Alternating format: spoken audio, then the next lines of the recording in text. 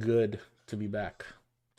Let me put on some music because a silence is kind of awkward. Hey, Francis, did you put lights on the tree that's usually behind you? Yes. I love it. That's good. I hope it does it show up on stream? Yes, it does. That's good. I thought it would just be a blur. But yes, there is. I wanted to put like Christmas lights like back here, but it's not long enough. Aw. Ouch. So, all right, I'll be right back, guys. Let me boot up.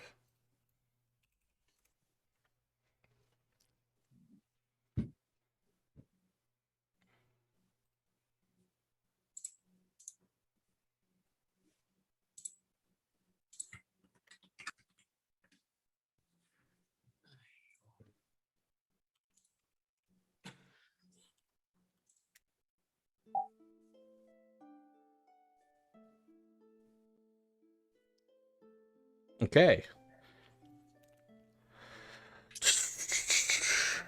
Anyways. What is going on YouTube, Twitch, wherever you are listening to this podcast? We are back at it again with a brand new adventure, Act 2, Episode 1.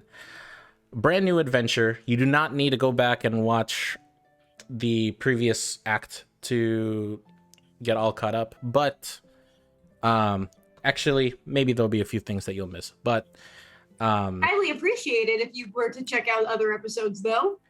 But in case you didn't know, I released 4 episodes where I basically explain the session in less than 5 minutes. So be sure to check that out.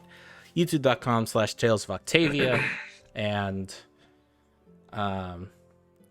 hope you can enjoy the ride that we're on.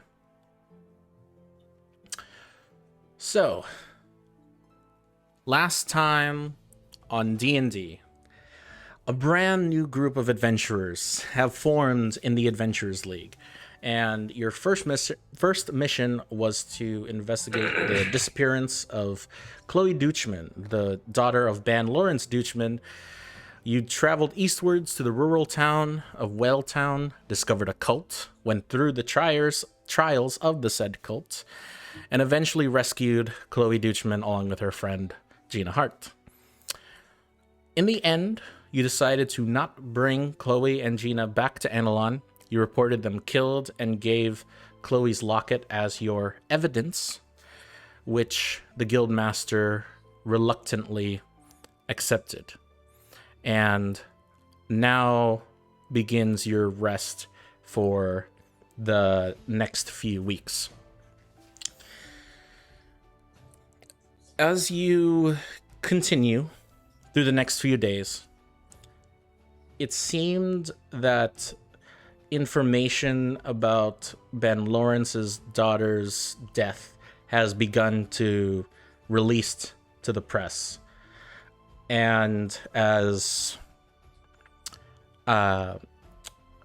well-known adventurers as the Adventurers League is, a few information has been supposedly leaked or broke out in the news, but that's what happens within the next few days of this downtime. So for the next 2 weeks, what would you guys like to do?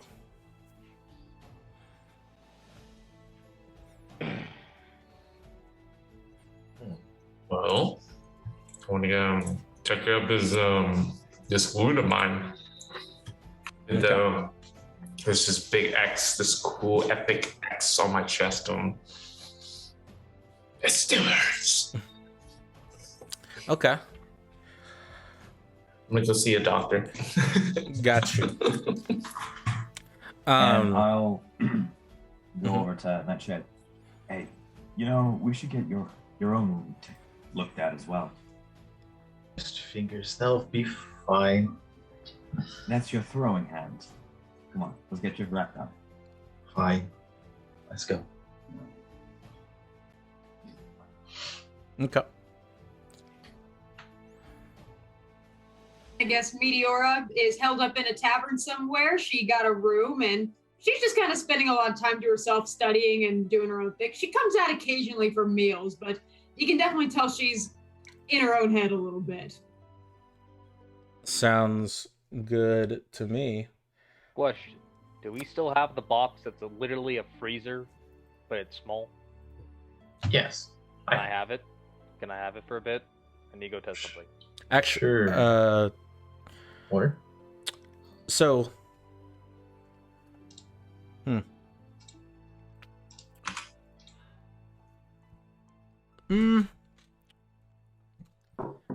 when are you doing this? Like the day after we get back to the town Okay. and Okay. rest. So,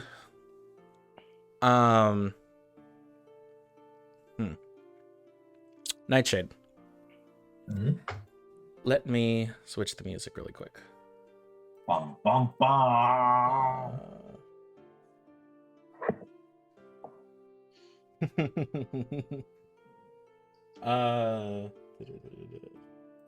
Ignore what's happening in the messenger. I'm making a poll, so I'm adding one name at a time. Hold on. Clear.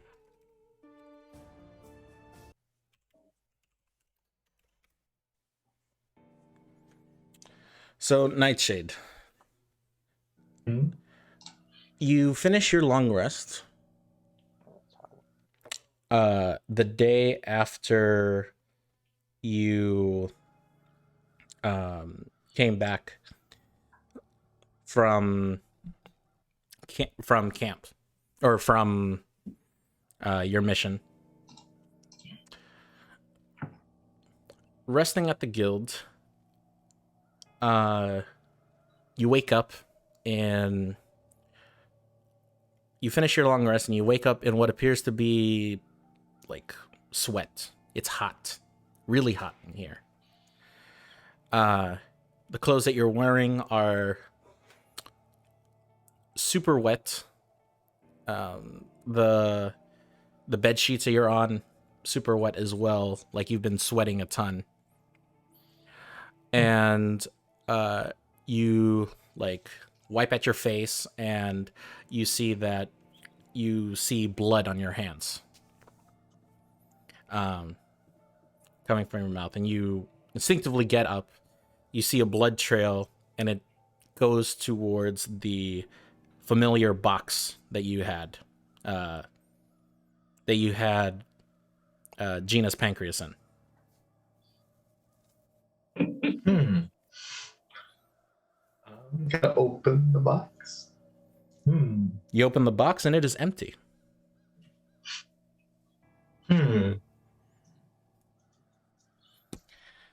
And So what's up? I have blood dripping from my mouth. Yes. Okay.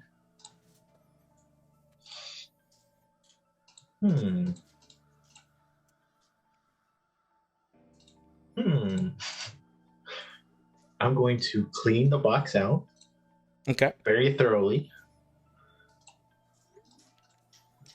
Yes. I'll use prestidigitation to help. Okay. Make it spotless. You clean it out. Gonna also clean up the blood trail. Okay. Quick laundry day with Nightshade. Hey. Yeah. I'll say make a cleaning check. No, make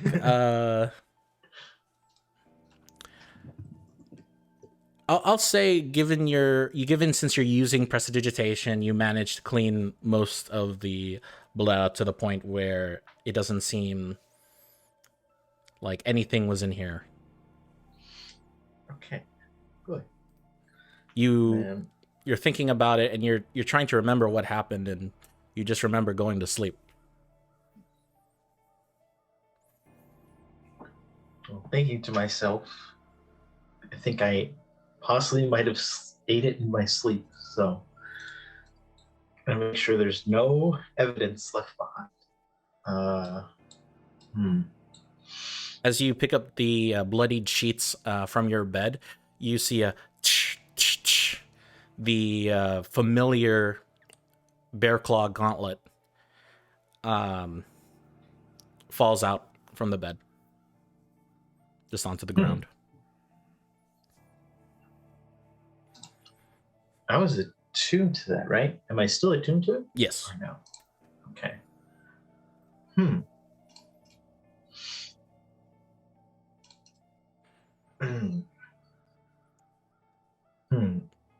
And as you think clearly, like, and immediately the shock begins to hit you. This whole time that you've been cleaning, using prestidigitation, you've been using your left hand, your dominant hand, and you've been using all 5 of your fingers. And then it slowly begins to resist, and you don't feel your fingers anymore. Man. That.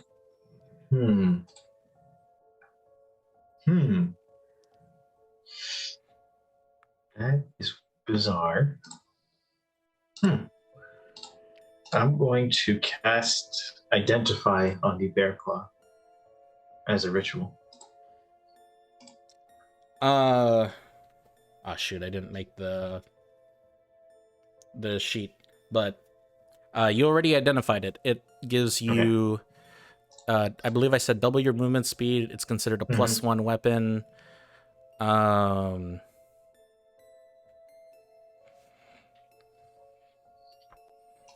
just wanted to see if there's any hidden effects that I haven't found out already. That's all you can really gather, but I will say that it is an artifact, and artifacts by nature, they have their own hidden abilities that you can't identify. So. Okay.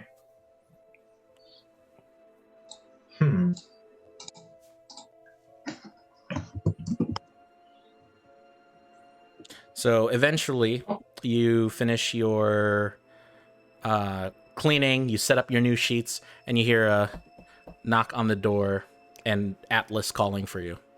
Nightshade! Yoo-hoo! Yes. Hello. Hi. What's up? I open the door. Ah, there you are. Yeah. All right. How's the hand? Still fucked up a little bit, you know? You know, it'll get better with time. Can I borrow the cold box? Go for it. It's all yours. Awesome. Thanks. I'm like, all right, now I'm going to go have some fun. I run off, and you just hear me here, we're getting a fridge! And I'm just running down. Okay. So you're running down to the main mess hall chamber. What are you going to do with the box? I'm going to run to a magic shop that sells a shop that sells magic items. Okay. Or makes magic items. And I am going to go find the owner of that place. Okay. Like, I'm going to go into the shop and talk to the owner. Make an investigation or perception check, whichever is higher. Yeah. Investigation or well, my perception's higher because it's a +0. So we'll go. There you go. 12. 12. You got it. When your perception of +0 is higher than your investigation. As you're running down the street, you think to yourself, wait, what is that? And you look over there, and on one of the alleyways, you see what appears to be this neon-like sign that says magical goods and treats. So you run down the alleyway, and appears to be you see what appears to be a back alley door that with a kind of like a hunched over man, an older gentleman, wheeling what appears to be this wagon full of magic items. And he it looks like he's beginning to open up for the day. I'm just gonna wait there like a kid. Just gonna wait for the shop to open. Hello. Hi. Welcome. Thank you. Do you want any magical wares? I have a question for you. Yeah. Yes, I do want magical wares. Okay, I have this box here. It keeps things cold. Mm-hmm. All right. But the problem with it, though, you see how it can hold barely anything in it. Mm-hmm. You know, can barely hold like a hand or an organ in it. I was wondering, could you transfer the ability of its cold nature to something like a bag of holding, so I can hold like 500 pounds worth of like foods and stuff and keep it cold? He like inspects the box. This I could possibly do. Yes. How much? Do you have a bag of holding? No. How much for both? You have a bag of holding. Probably to transfer it. The transfer it requires some high level material. Like? But mostly just the components to transfer the transfer the spell, plus add on the bag of holdings enchantment. Would you seem like a high paid man. Thanks. I got some money. 1,200 gold? 1,200 gold. Let me look at my That's with a brand new bag of holding. I don't have 1,200 gold, unfortunately. I only have 800 gold. Well, the bag of holding by itself is 300 gold. So if you had another bag of holding that I can transfer the bag to, I wouldn't have to charge you for the bag of holding. That's fair. Wait, idea. All right. Do you need someone to advertise for you? You must be from the Adventurers Guild, aren't you? Maybe. I have been telling them I am not accepting brand new sponsors. At least none that's less than the top 5. No. Not like wearing your product would be great. No, I was like thinking of like holding a sign up, doing some like flips around to get people to come to the shop. Draw people. I'm a pretty. You're looking for a day job. Yeah.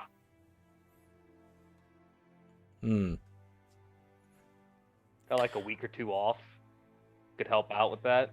Make a persuasion check. Oh baby, let's go. And I can use my muscles with this one. Yeah, I can use my strength. Let's go. Yes, you can. Yes. Because that is a class ability.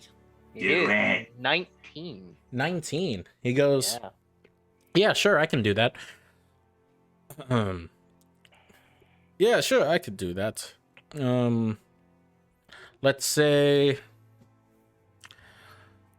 well, the pay wouldn't be enough to pay for the entire, pay for the whole transaction.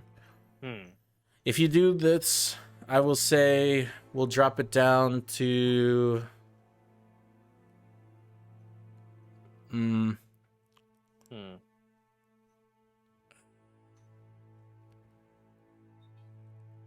I'll do it for 900. Let me check my inventory real quick. That's like all of my money. Okay. All of my gold. Boy, I really need this because we need to keep food. So also we're going to be keeping vegetables because Meteora doesn't like meat. Wait, idea. You're with the Adventurers Guild, right? Well, you're associated with them in some way. No, there's just many people like you that come here asking me for sponsorships. Oh, okay. Well, what I was gonna say is, while we're completing quests for the Adventurers Guild, I could just have them wire the money over to you from me completing jobs for them, since they'll pay more.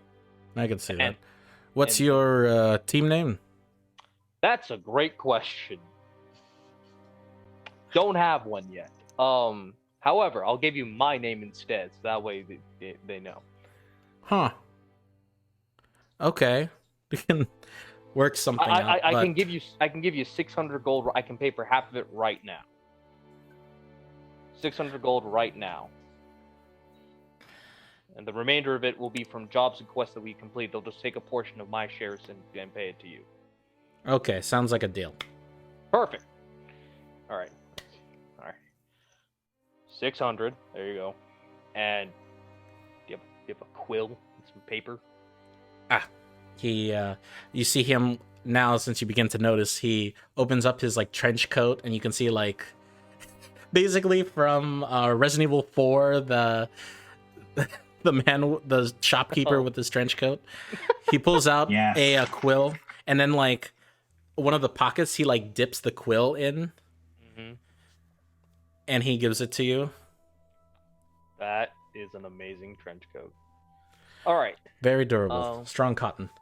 I can imagine. All right. Okay. Well, okay. Take this name to the Adventurers Guild and tell them I owe you 600 still gold for Sounds good. completing an item, and they just wire you whatever money is needed via increments or whatever. However that works, it's fine. I don't need much gold. Okay. I can probably get it just by going out there and just being me. He looks at the signature. Okay, thank you, Mr. Atlas. Thank you. All right. How long would it take to complete this? Probably a week. Perfect. All right then. See you in a week. Also, if you still need someone to work your day shift, don't be scared to ask. What inn are we staying at again? You guys so far are staying at the guild for most part. Okay. Yeah. If you need any help with that, just go to the guild and ask for me. Thanks. Okay. Also, bring my companions here to shop some of your items. Thanks. And I just walk out. What's your passive perception? 10. 10? Okay. Yeah, you run off. You don't see anything else. Walk out, and I'm just yeah! I just do the jump in the air and just start running. Okay. So, that was eventful. Yes. Anything, what do you guys like to do? Anything else? Oh, sorry. Cietar, back to you. Since you said you're looking for a doctor. Yes, same with me Okay. and Nightshade. Okay. Just to speed things along, Nightshade, are you keeping how much of... So, Nightshade, after Atlas runs off, Ogrim begins to see you, saying to look for a doctor. Yes. Do you join them? Yes. Okay. So, the three of you, whoever is leading, I would like you to make a investigation or perception for me. I'll lead perception check. Oh, all right. Go for it. Yeah. I rolled an 11. So that is an 18. Gotcha. You talking to the guildmaster, Joseph. He points you in the direction of Dr. Dr. Kalata Glaro. And you knock on her office. She is a older dwarf in her later years. She has gray hair kind of wrapped up in a bun, kind of like as you kind of more for just presentableness, I should say. And she begins to tend to your wounds. She pulls out some disinfectant, and like you stick your chest out, Siatar, and she like pokes it, and it like stings super hard.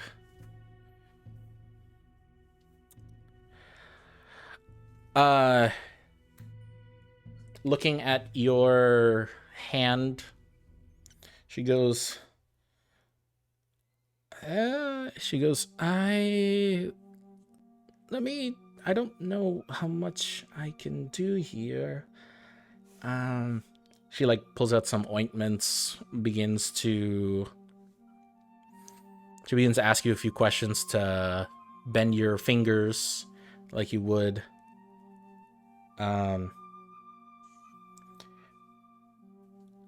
But there doesn't seem to be much of an effect. He goes, sorry, dear, I don't know if I can really help this, but it's going to take a very long time for you to regain the feeling.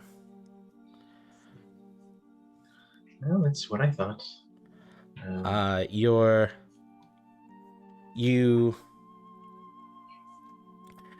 As you like try to move it, you do see the upper tip of one of them begin to like bend a little bit normally, as you would, but you get the sense it's going to take you a very long time and hand exercises and hand therapy to really get accustomed to it. I have a theory. Do you know where I could get raw meat by chance? Wild meat? Probably in the market.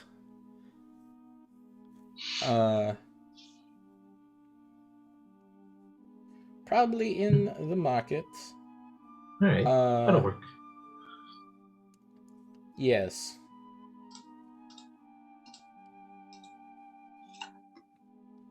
Oh. If you want something... Why, are you hungry? Yes, I'm hungry and I'm looking for something a little raw. Well, go look for the butcher. There's plenty selling meats and fishes and vegetables. Alrighty, I'll be off. And I'm just gonna kind of walk out. Okay. How Start much for your looking service, for- doctor? Judging by this, if his body brings with the exercises, if he develops well, maybe somewhere between 6 to 8 weeks. All right.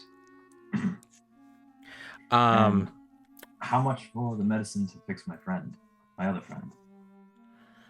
for the medicine, which one? Siatar. Oh, Siatar. Siatar's wound. Nightshade. If he doesn't cut open, if he doesn't take any more injuries in that area, he'd probably be better in a week or two. All right. Oh, pleasure, DM. I'm asking for the charge. How much it costs okay. So for the medicine. charge, so for Siatar, it'll be roughly 50 gold. Okay, got it. And since Nightshade's development is going to take over the next few weeks. We'll put you at 20 gold a session. All right, then for I'll pay for 6 sessions in advance. So Okay. 120 gold. Sounds good to me. Perfect. Okay. Thank you very much, Doctor.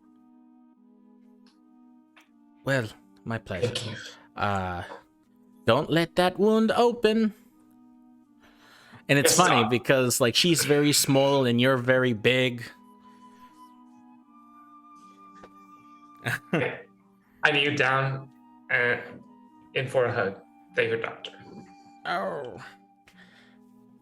You bless this old woman's heart. Well, have a good day. Likewise. Thank you. Okay. So, as the three of you begin to walk back, I want to go to the market as soon as possible. okay, you go to the market Yes. and you're looking for raw the meat. butcher. Yes. Okay. It's- You By the way, just note I still have 16 pounds worth of raw meat. Do beware. you go find what appears to be a butcher with a butcher knife just cutting raw pigs that have been hung from the side of his stall. And it's a big guy, bald, or not really bald, but balding. Mm-hmm. Jason Statham. Yeah. Yes. May I help you? Yes. How much for a pound of meat? For a Pound of your pound pork. of pork, Mm-hmm. that'll put Yes. you at about a silver piece. One Oh. silver piece. All for you. Here you go. And I hand him a That's silver piece. cheap. Okay. Yeah, man. I mean, this is non-COVID times, you know? Like, you know, Yeah. pork belly, you know. Oh my goodness. I'm looking at you, food markets. Nice. You just, sure, you just want 1 pound of pork? We got beef, we got deer, we got goat. Oh, I'm just testing something. No worries. Well, come back anytime. I will. And thank you. And I'm gonna walk off, try to find someplace solitary. Okay. I'm gonna. Are I'm the two confused. of you following him? I'm just go over to see Tara. I don't know what he means by test something. Normally, I know exactly what it means. This is weird. Is he gonna test out the meat? I'm gonna make sure he's not trying to, I don't know, throw it inside a gelatinous cube, pull it out, and eat it. So I'm Okay. gonna follow him. You're free to come with. You're free to Yeah, that's see fine. what Atlas is. Yeah, let's go. Okay. Let's go look for All Atlas. right. Okay. we So we follow. you follow. Are you being stealthy about it? Are you just Mm, letting him do his thing? Or Greg, are you letting them follow you? Yeah, I'll let them follow. Okay, so you let them follow. Where are you going? Someplace where the public eye can't see. Okay. Sounds You- great already. You eventually come across what appears to be a, how do I say this? It's like a hidden park that has kind of been left abandoned. Since it's so hidden, nobody goes to it, and it's like the centerpiece to a background of separate complexes, like as you would, and in a shady part of town where nobody is. You're pretty much aware that nobody is gonna spy on you for the moment. Okay. Then I'll pull out the bear claw and I'll look at it. And I'm gonna hold the 1 pound of pork. And I'm gonna take a big bite out of it. Okay. That's a little risky there, friend. Nightshade, you all right? You take a bite out of it. It's a bleeding mess. The two of you see Nightshade, like, the pork blood just dripping all over him. The claw, no reaction for the moment. You do feel that hunger sensation becoming less irritable. Do I regain any feeling in my fingers? When you put the gauntlet on? No. Well, after eating the raw pork. Oh, after eating the raw pork? No. No. Well, that test failed. What are you trying to do? Maybe if He's I eat trying the to- whole thing, and I'm gonna eat the whole pound Wait, of the wait. pork. Okay, so you're gonna eat the whole thing. Maybe he's trying to I'm gonna test just- if. I'm gonna cast a quick bless on the three of us, just in case. Okay. You know, You're all something blessed. weird happens. Hashtag blessed. Yes. Hashtag bless. Yeah, so you eat the whole thing, and still nothing happens. Nothing happens. Okay. Yeah. Dang. Hmm. And about this moment, your hunger sensation begins to go away. Black fan. Were you looking to heal your hand from consuming food? Yes. That was generally the gist of it, but I think it doesn't work the way I'm thinking. Maybe I have to try something else. Okay, well, the doctor said give it, what, 8 weeks over? Sorry. What was that, Guy? I didn't hear it. I think the doctor said give him 8 weeks. Yes. Dr. Clara said 6 to 8 weeks, and make sure to have weekly sessions if possible. There. In case you have to worry, in case you're worrying about money, I've already got you covered. So you can just go in 6 times, free of charge. Well, thank you. But last night, I got feeling back in my fingers again, and I could move them around. It was very bizarre. How did that happen? I don't know. I have a suspicion, though. But I'd rather not talk about it. Also, Ogrim gives you what appears to be this like stack of hand exercise manuals. Yes. Make sure you do this, or otherwise it's going to be very stiff in the morning. Oh, boy. Exactly I'm what you see excited. out of a med school novel. I'm excited for this. Don't I'm gonna worry. put them away. I'll just wrap an arm around your neck. Don't worry. I'll make sure to do the exercises with you. I know how much you love company. Right. Bruh. So, as you make your way back, is there something else?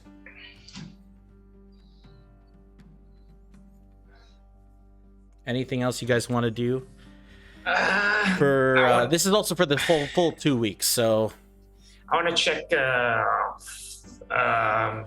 Over the past few days, I want to go check the guild to see if there's any like not miscellaneous, but simple quests close by okay.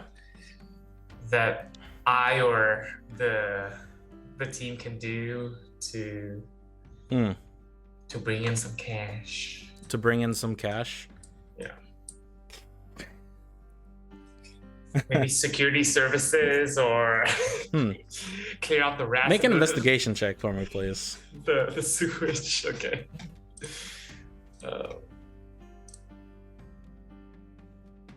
I got proficient.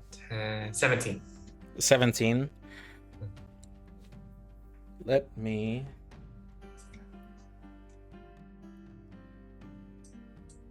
Okay. You come across. You are in. So you are in a district called Conman's Row. Conman's Row. It appears to be one of the lower class parts of town, and just for specific odd jobs, your task is basically to bodyguard what appears to be this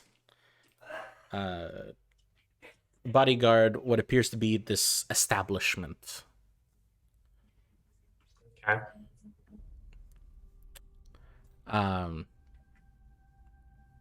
What is up, Atlas? I will inform the group about the magic shop. I will not inform them about the fridge we're getting, though. That I'm going to keep a surprise. Yes. However, if I don't see Meteora in like a day or two, because she's just not being herself, I'm literally going to pull Sheldon, stand outside of her door, and just go, Meteora, Meteora, Meteora, Meteora, Meteora, You hear no response. Meteora. If this is what you're going to do, how long do you want to do this job, Guy? Within the 2 weeks. Within the full 2 weeks? Yeah.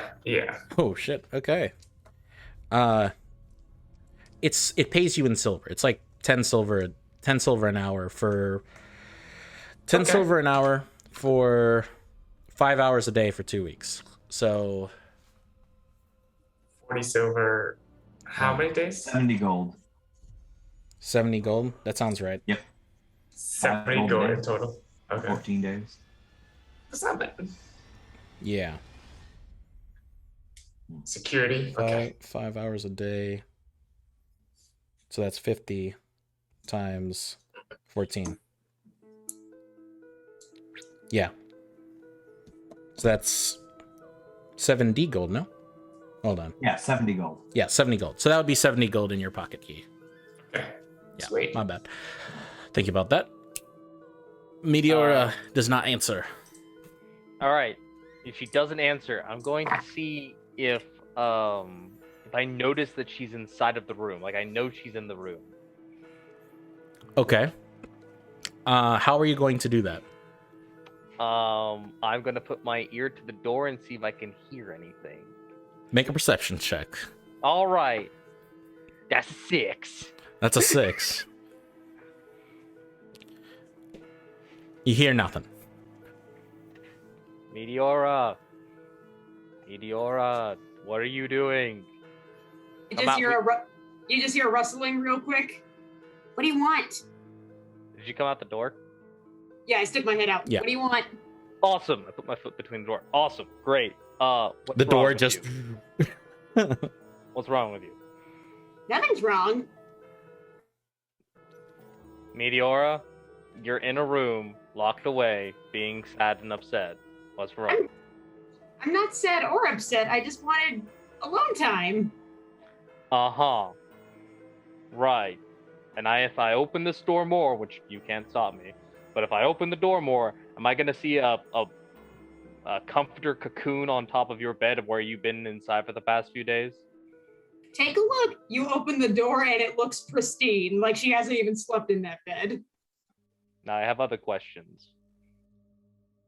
Where have you been sleeping? In the bed, just very neat and tidy.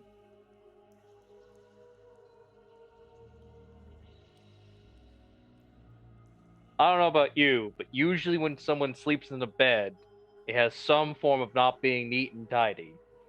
You make a bed after you sleep in it, obviously. And that's fair. I don't usually do that all the time. But the point being, though, is... I met a magic man. You met a magic man. Yes, come on. I grab Meteor and we run. To the magic man! Wait, I need to grab my things. Oh, you're right. Go get your Thank you. stuff. Goes into the room, grabs my pack. Okay. All right, ready to go. Great. I pick her up again and run. Okay. Magic man, magic man, magic man, magic man.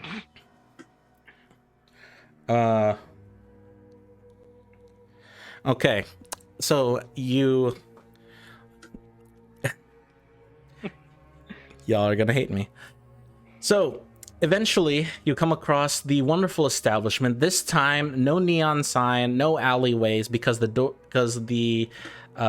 shimmering sign is now in the front of and it's shaped like this.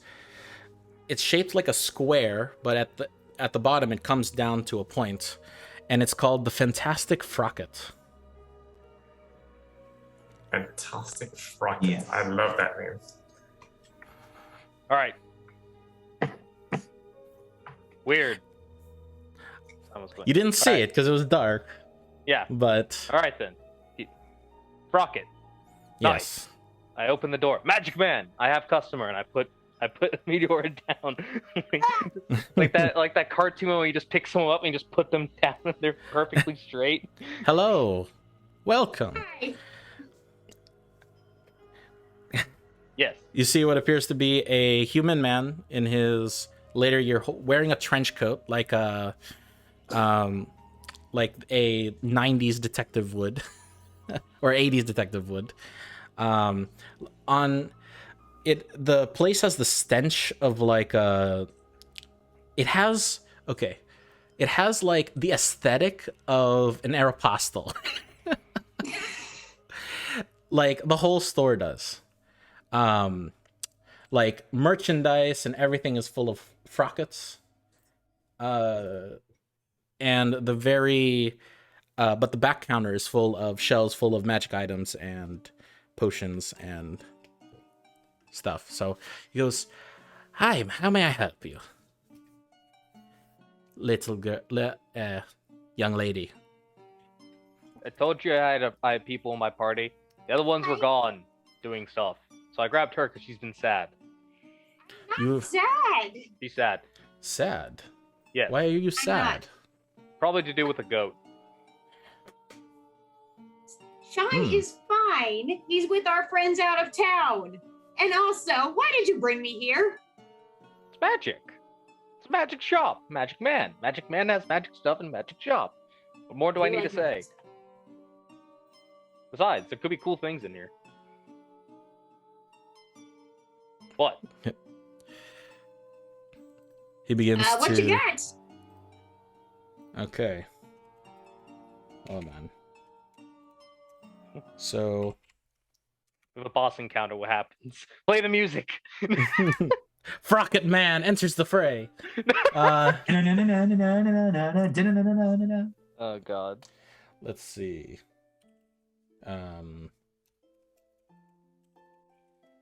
He goes,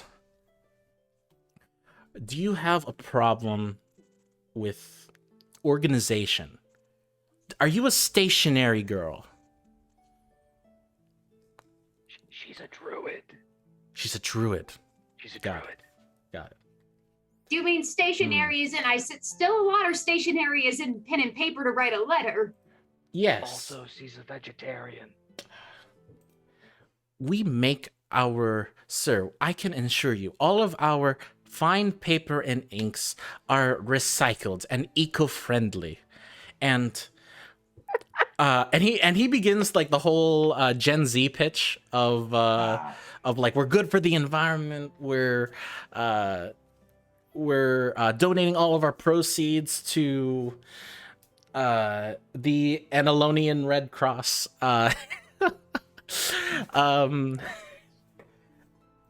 And like, Oh my he goes, god. okay. I guess it would be nice to write my family letters while I'm away. You said you have a goat problem, or you lost a goat recently. He's not lost. He's with his owner. He was just... I was rather fond of him before a friend left town.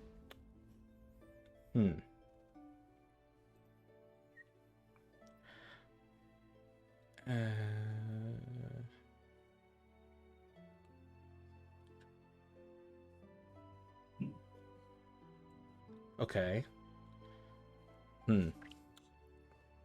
He goes, most of my items are cute in the sense of being small, compact, very good to fit right in your pocket. And he pulls out what appears to be a coin that has the symbol of a. It looks like a gold coin, but on the front you see, God damn it, you see what appears to be the symbol that's similar to a corgi. Yeah. Corgi. Best dog. It's a corgi coin. Dogecoin. Yes. Perfect. It's actually a Shiba. Shiba. What does the coin do, friend? This is Analon's Dogecoin, my dudes. Yes. I can't like steal it. I have to be some. Yeah. I have to have some imagination. And then he pulls out what appears to be a silver coin that has a German Shepherd on it. Pulls out another coin that's like copper, but it has oh no. I feel ashamed. Hold on. What's that dog breed? Which one? The one with lots of hair. Great Pyrenees?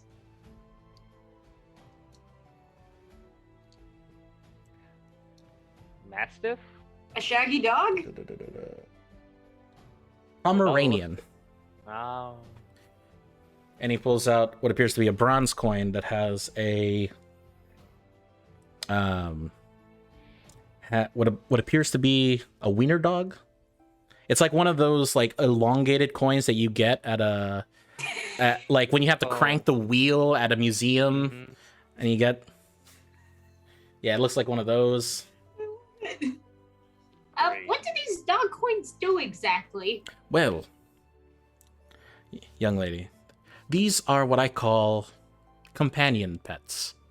Pocket companions. Not Tamagotchis.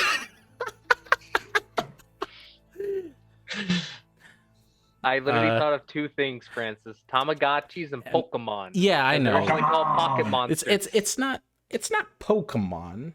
No, it's Tamagotchis. Basically, It's Digimon. basically these coins DM the player have the similar effects to a find familiar spell, but they are attached to a coin. Are they one-time use? No, it has a certain amount of charges, and then it's like once a day, and then they're out for as long as you want, and then they can. Then once you're done, they return to the coin. So like Pokemon. Okay, I accept this. See, I don't know. I'm scared that if I get attached to another animal, my companions would eat them. I don't eat dog. I eat Well, other these animals. you call them familiars. They take one bite, and let's say they take any damage from any weapon or trap, they go poof. I don't eat dog. Besides, dogs are adorable. I mean, you don't eat dog, but like, have you seen Nightshade recently? No, I haven't. Why? What's wrong with him? He has been eating a lot of meat recently. That cannot be bad. That cannot be good for him. He's been eating a lot of meat? Yeah, from what I hear, yeah. Has he been eating my meat? I don't know. I need to do a meat check when I get back to my room. Meat check. How do you keep meat in your room? Well, I'm currently like hanging my pieces of beef so they can become jerky later down the road. Mhm. As for my goat, that's also hanging, so it's a form of jerky. And the pork, on the other hand, I'm salting them. Sir, may I add to this discussion? Yeah. What is your opinion about air fryers? Air what now? And he begins showing you, like, he pulls out a drawer and he said, "This is where you put the meat, You stick it back in, set it on for how long? It's magical. You see, this alloy uses a very particular heat metal spell. Oh. I just use my hand and cast Firebolt with it. As you can see, I have really big hands. Look, and I just put my hand over Meteor's face. Really big hands. Ooh. Oh, Well, sorry. if you ever reconsider, you know where to find me. As for the coins, the fine familiar things, do we have to like attune to these things, or is it just like? Oh no! Once the companion comes out, they can. They are around for roughly 8 hours, and then if they have seen no use, then they will reappear to the coin to be used the next day. I slowly pick up the corgi coin. Could I try it out real quick? Sure. How do you... And I flip the coin. Okay, so you flip the coin, and then a very big corgi suddenly appears. Hello. Oh my! Wait, how much is the German Shepherd coin? How much is it? Let's see. They're Let me adorable. check my inventory also here. That comes at roughly 20 gold pieces. Do you have a Ooh. Mastiff?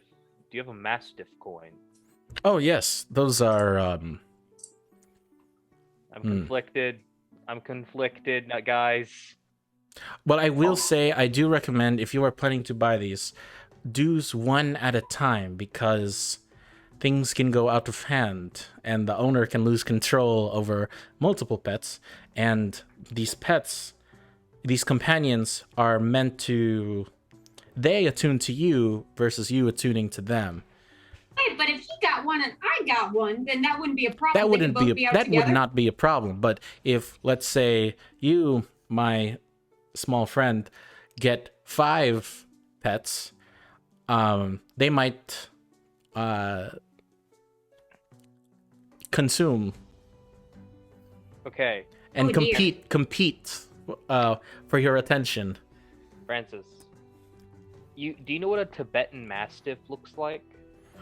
Isn't it like massive? Yes, it it's is. It's the bear dog. A dog It's specifically like- bred to fight bears. Oh my goodness.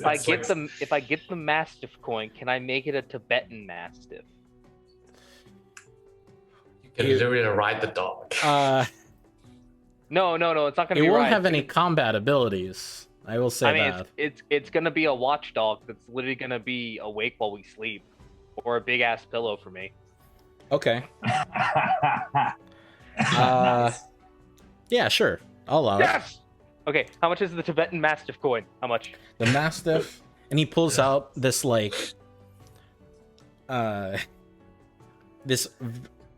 this very thick looking silver coin, and he goes, "This probably put you at around 50 gold."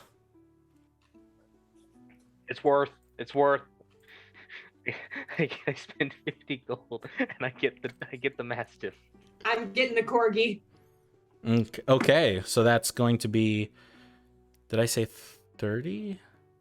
No. Yeah, I think I said 30. You said 50 for the Mastiff. Yeah, for the corgi dot for the corgi coin. Done. Okay, All right, well there you go. mine. Tibetan. Yeah, Oh. corgi coin, Doge coins. Sorry, Shiba Inus are not in stock at the moment. I'm happy. I just- Can I interest you I in just- anything else? Pocket pens. Yes. Mm, Do you have any gloves? I have gloves. Like- Yes. Like gloves designed to fight with, or just cover up one's hands? Not meant for fighting, but They're more meant to just keep your hands warm and. They stylish. Do you have anybody who's? Do you know anyone who is missing fingers? No, we have someone who lost their fingers and they're slowly getting feeling back. Well, this is meant to like hide certain effects and. Oh, okay. Well, what kind of gloves are those? He pulls out what appears to be a leather glove. Put your hand in it. It's kind of hard to like. It's hard to do, I guess, finger exercises. It's hard to like firmly grip using the glove. But you do see that alongside of the palm, there's like a hidden like a compartment about the size of your hand that you can store something in. Kind of like how magicians they hide a card in their hands. Oh. Hey, Meteor, do you think Nightshade would like one of these for his left hand? Maybe. I think that'd look nice on him. It's got a little secret compartment. He's a sneaky person. I like it. How much for the glove? Oh, the glove will be about 5 silver. Ah, that's it. Yeah, sure. Oh, here, can you get one of my size too? I kind of want to keep my Mastiff coin in it. Don't want to accidentally sell it. Okay, so that's another 5 silver on you. All right, yeah, sure. Here you go. You have a necklace that could possibly contain a coin, like some kind of locket or something. Silver. Not a necklace per se. I do have some. I do have some necklaces that could hold something slightly bigger. No, maybe. He goes to the back and begins the checking. You know, I have one that can probably fit a coin in, but it'll be a little bit loose. Here, we'll test it out, see if it falls out real quick, and I hand the corgi coin over as I'm like cradling this corgi in my arms as if it is a human child. Yes. Hi, are you my mommy? What's your name?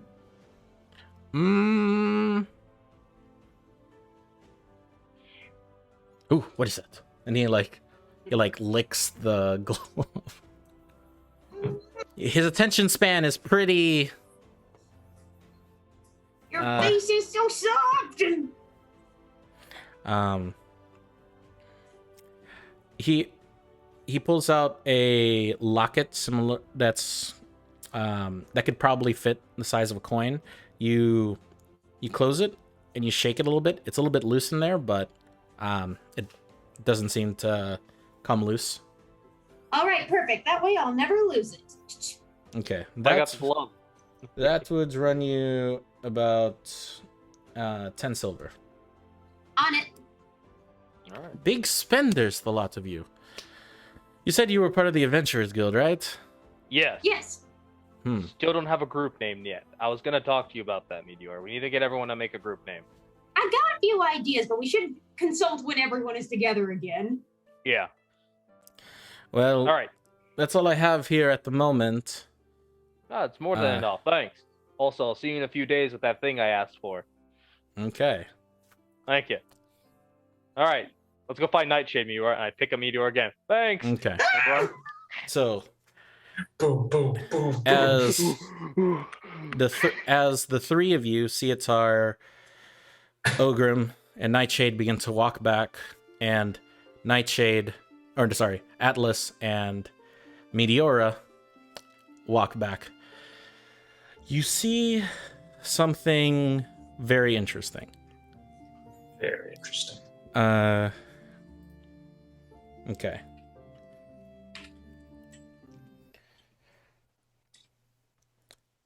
So, as you come back, you see what appears to be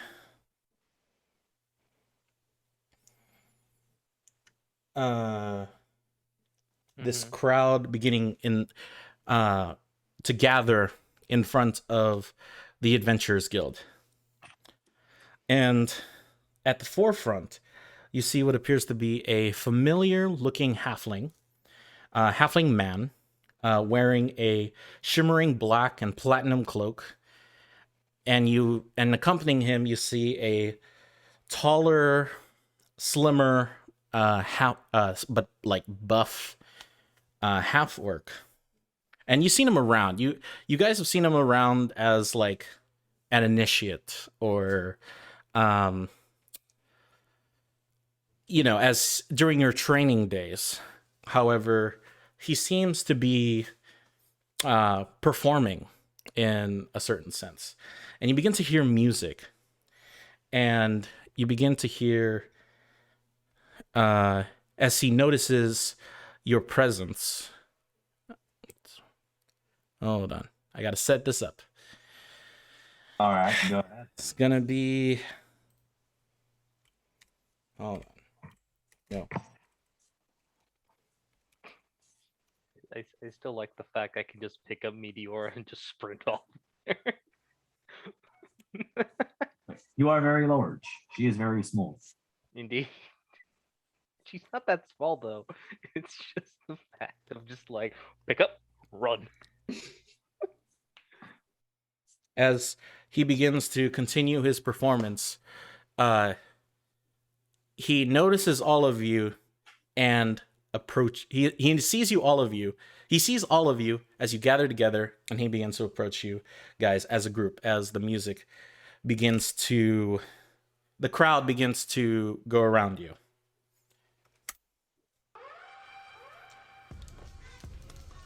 Yo, listen, yo, we're the Acclaimed, and we're going off script, because I hear this druid only casts Thorn Whip. No hate, we're being lighthearted, except for the Banner and his dearly departed. That's a lion? More like a liar. I've seen more enthusiasm from the town crier. And look at you, Ogrim. You have no eggs. Look at Bodil's arms. They're bigger than your legs. You have no response. You can't pull the trigger. Sorry, Nightshade. You fucked up and lost your fingers. And big man, I see those massive pecs. Are they actually real or some illusory effects? As you say that, I need everybody to make a wisdom saving throw. Hey. Dang, dude. Alrighty then. As the crowd just goes, oh, get him. Wisdom, you say. Oh. Oh, 25. 15. 15. 13. 13. Ciotar, you. Oh, 1. 9. That's Oh, a no. natural 1, baby. Nice. So, Nightshade, Atlas, and Ciotar, you guys you're like, wow, his flow is so sick. You guys begin to start you guys take it in hand as you're really freaking wow, holy crap, this guy is amazing. What did he just do? I've never seen someone say so many words before. The three of you just applaud, along with a few others that have just been gathering around, and you hear the big man Bodil go, Analon, the Acclaimed have arrived, and we will be your #1 team. Mark my words. As fun timing. Thank you. You begin to the rest of you who succeeded, you just feel like you've been smited. You've been smote. You can feel something burning. I'm covering the corgi's ears. As the crowd begins to cheer him on and whatnot. Are you two doing anything? So they're Avalon the Acclaimed, the group name, yeah? They are the Acclaimed. Ah. Yes. Just out of curiosity, are they actually believing what they're saying, or are they just trying to cause a commotion? Make an insight check. That's cocked. Mhm. 19. 19. You get the sense there's some truth. There's some sort of competitiveness. But you get the sense that he's doing this all in just to piss you off because he's a little shithead. And have we heard or seen them do any sort of work?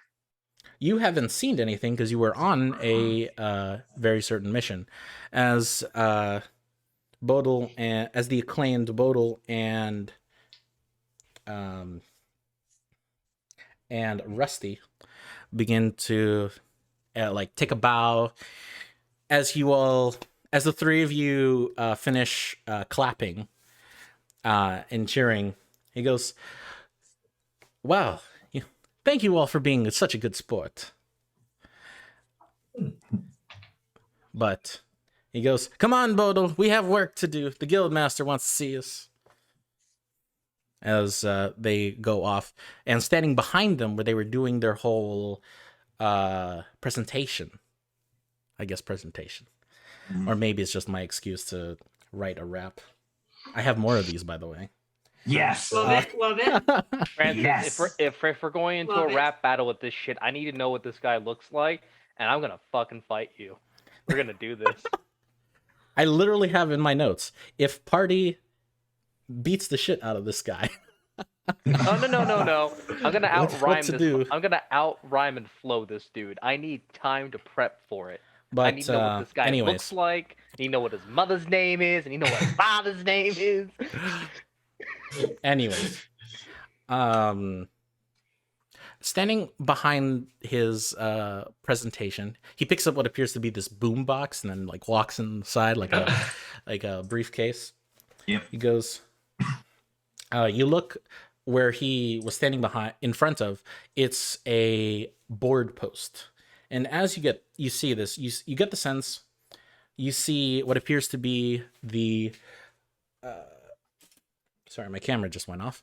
You see what appears to be the Adventurers Guild ranking list. And it shows all the rankings of all of the teams that are a part of the Adventurers Guild. That seems silly.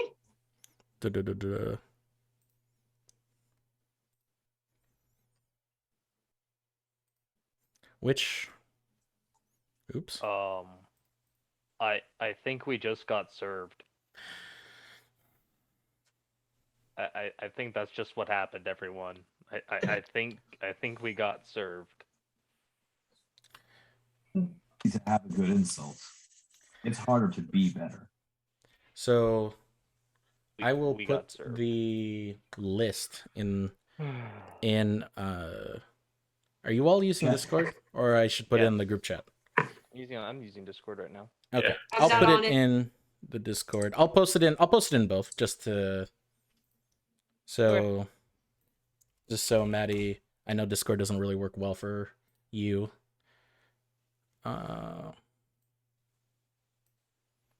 Just do a little bit of this.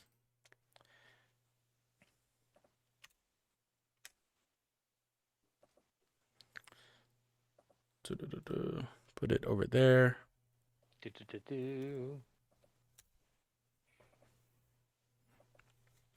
And basically, for the people at home, there are 8 teams that are listed here. And essentially, the Adventurers Guild ranks all of the parties based on a system of successes, failures, and partial successes. Draws compared to traditional sports, but these are more. Mavericks. These are. The partial success are defined as you completed it, but you didn't like really. Kind of similar to the. Like, say you have a rescue mission, but the person died. You got them, but you didn't actually get them. So those are the vague terms that are ranking them. The rankings, player to DM to players, the rankings are determined by the guild master, and the number of adventures you have are weighted, and but the number of successes versus partial successes versus losses are also weighted. So it doesn't make any sense, just like traditional sports. Perfect. Anyways. Is that us at number 8 there? Are we team 8 to be determined? That seems to be the case. We're the I only think ones. that's it. But what's the one at the back? Is that partially complete? What do these Probably. numbers mean? We didn't You technically drawed, fail, yeah. but we didn't succeed. Mm-hmm. So Well, the first. the first place people are 15 successes. Wow. And no I fails. mean, they've been together longer. That makes more sense. Right. Okay. So first off, we need to come up with a team name. Yes. The players are currently Team 8, TBD. They're standing at 001. The acclaimed. Tau Beta Delta, the best fraternity in all of the Guildmaster. Guildmaster's acclaim. Yeah. The acclaimed are also upstarts, but they succeeded in their mission, and they are sitting at 1 and 0. So, just to be clear, and I'll say it again, these rankings do not impact your rewards, but they do impact like the type of work you receive and the type of people that you may or may not be dealing with. So, like, I don't know, if I was a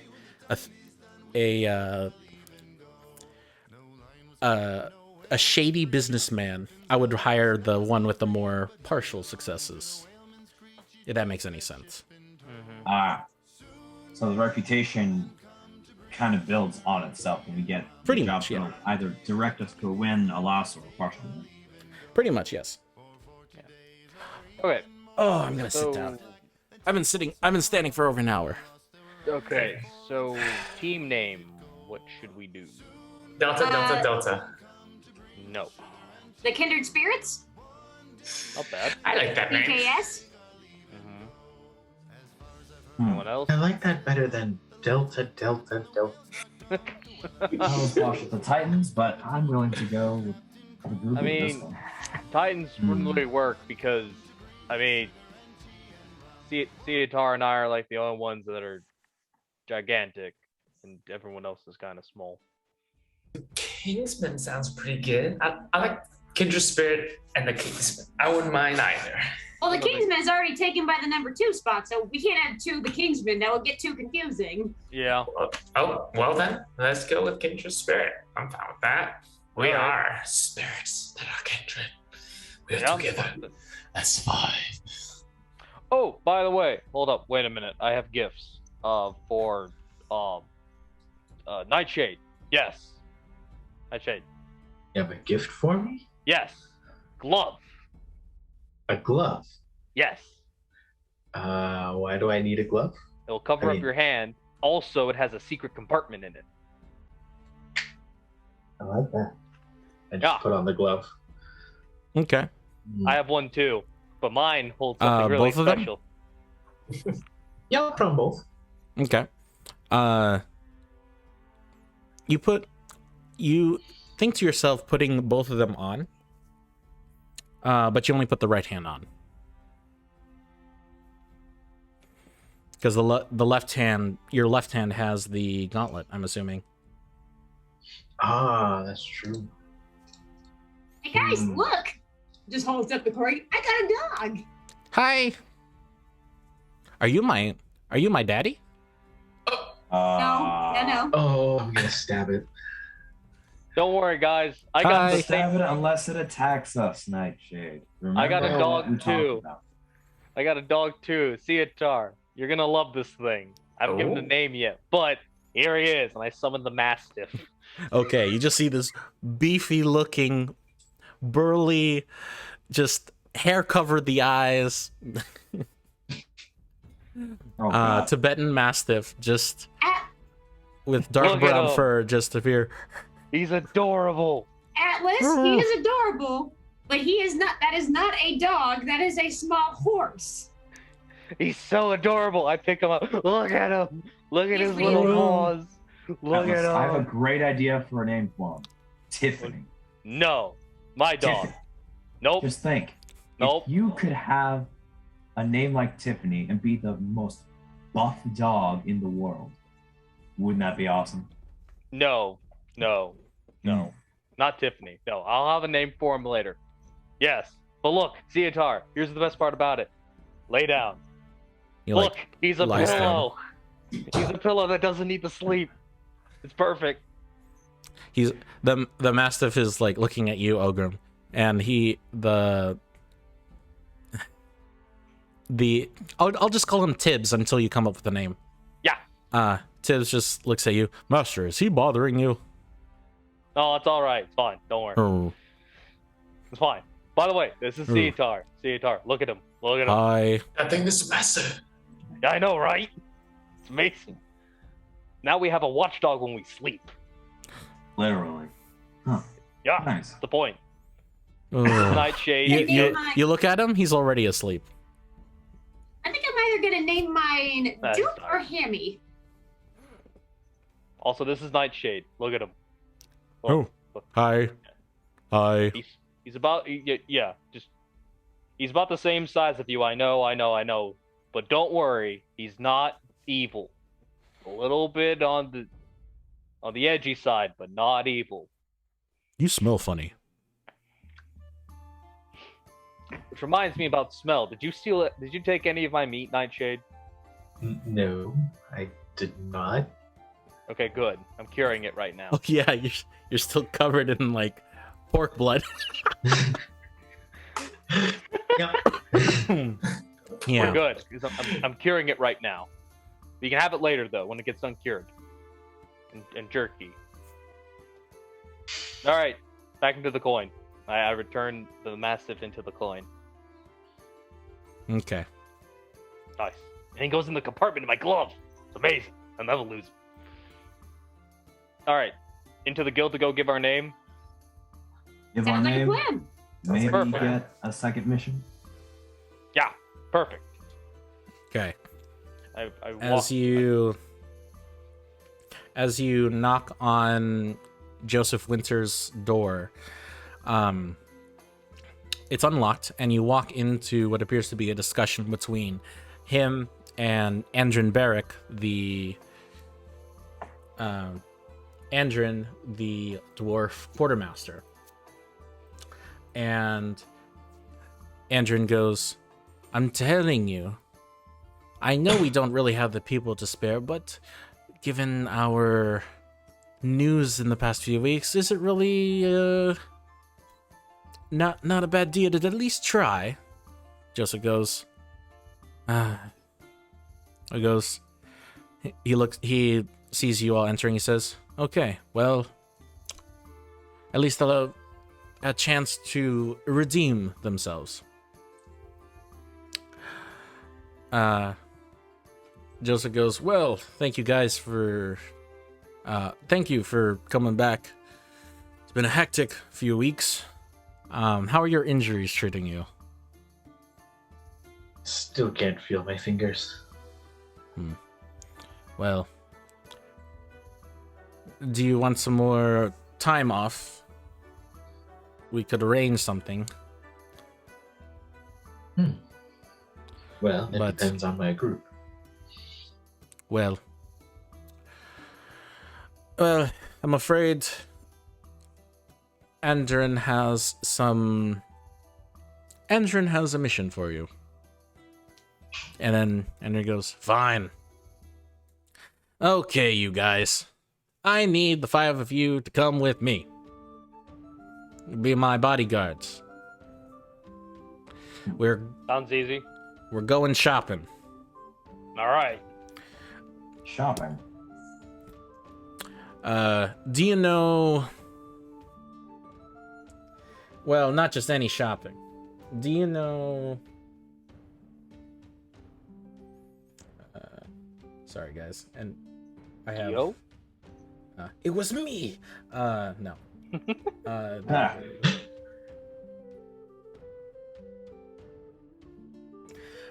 Do you know Dr. Vash Loreen? No. And you all can make history checks for me, please. Ooh. History, you say? I rolled well. Huh? Mm-hmm. 9. 9? Yeah, I got no idea. 18. Okay, Meteor has no idea. Ogrim, I will say it has no idea based on location, so the DC is slightly that's higher for dang. you. Huh? 5. 5? I also got a 9 for it. 9?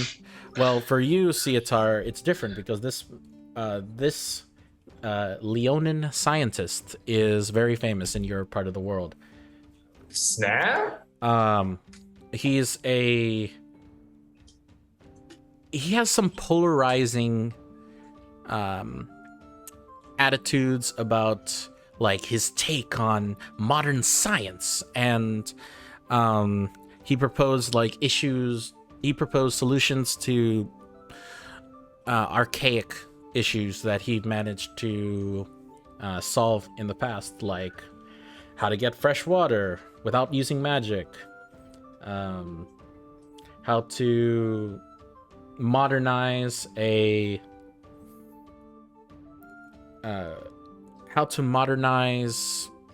weaponry for the army, these sorts of things. So What was his name? you do know of him, but you never met him. What's his name? Sorry. Dr. Vash, Vash. Vash. Loreen, Lorrine. Vash Loreen. Yeah.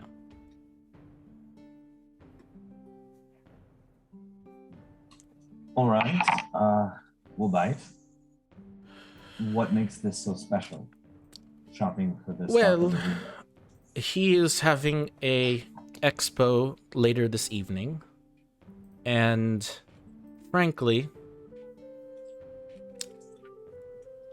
the guild was invited, but given our a negative look recently, not because of you, but also because of the others returning from their slightly successful missions. Joseph doesn't want to really do anything, or doesn't really want to be targeted in any way, sorts of form. And since, with all due respect, since I lost a few things, I thought it'd be good if I went instead, but I'm not much of a fighter, nor have I ever really fought before. So, Understandable. I will take care of it. also the audience is filled with higher nobles, more military figures, people who are collectors and specialists.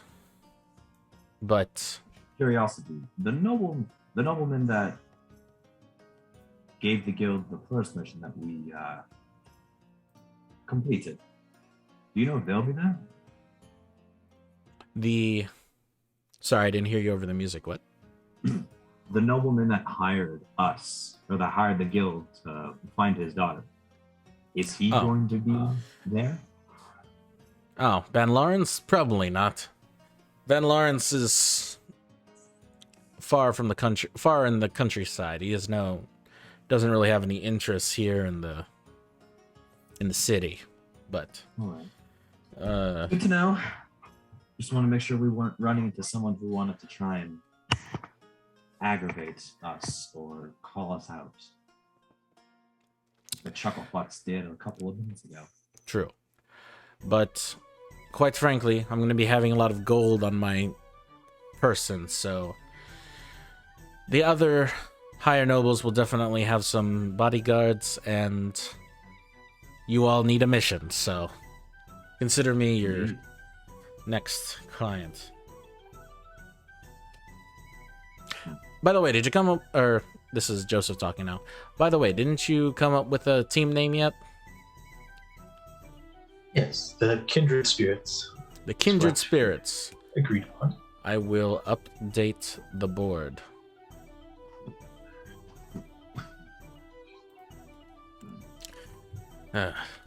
By the way, I caught a few instances of the. I caught a few instances of Rusty, or should I say his full name of Savage Rustcaster, whatever he wants to call himself. Name? That, believe it or not, that's his name, and he is very proud of it. But he's been making the rounds, trying to see how macho he is, but don't take it too personally. He's a bit of a shithead, but we're all a team here. Even though you all are quote-unquote competing with each other, we're still... I like to say we're still a family in the end. You know, it's like... they're like that... it's like that... that famous quote from that bard at the theater. I believe his words were, "It's about drive, it's about power. We stay hungry, we devour. Oh no. We put in the work, put in the hours, and take what's ours." No. And then and then you hear Andrew go, "Oh." Magnificent.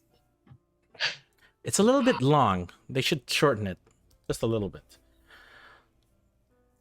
But It's all good. They could call it the Rock.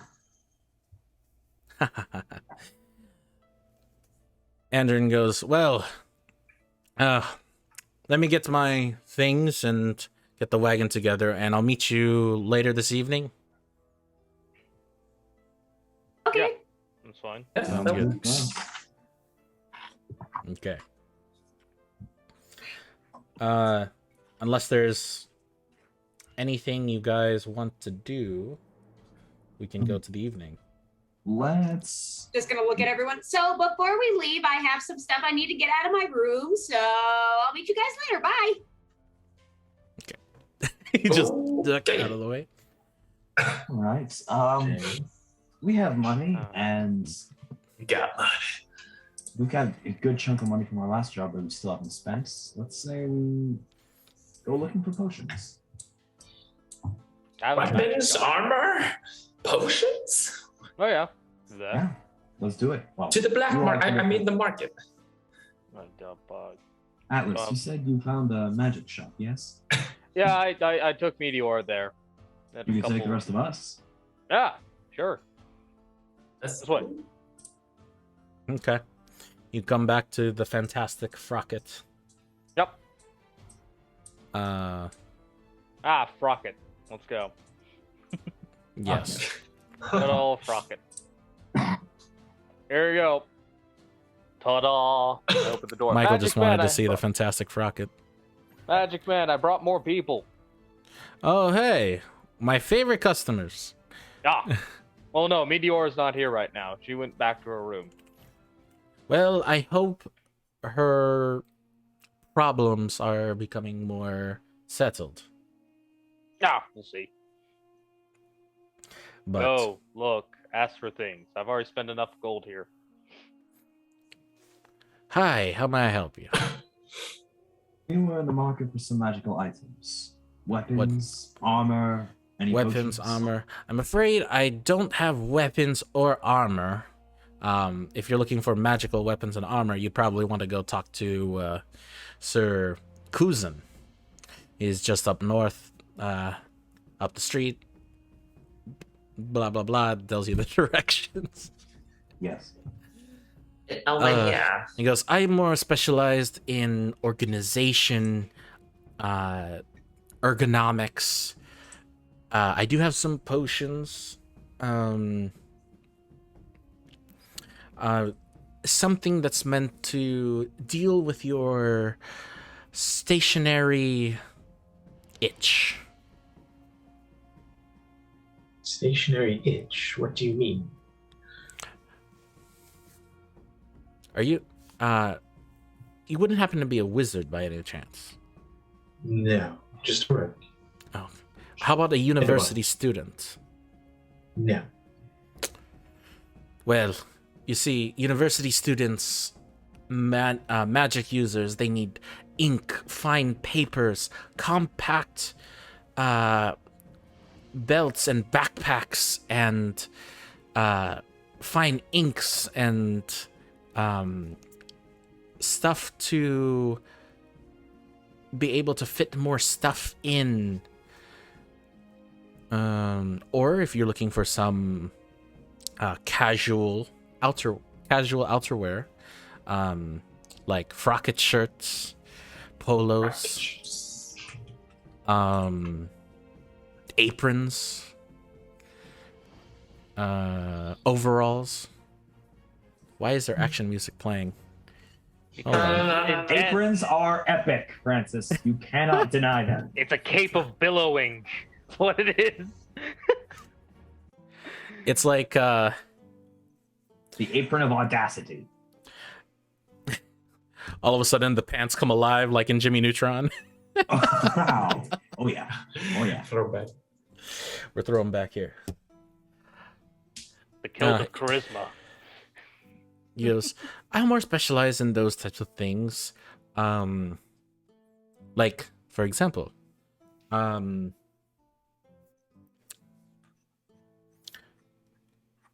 he pulls out what appears to be a he goes, do you know of those poisons, splash potions? Do any of you throw things? That would be I throw Just one. daggers. Right. Atlas. Well, let's say you this belt lets you hold extra daggers, so you can throw, and it will return to the said belt.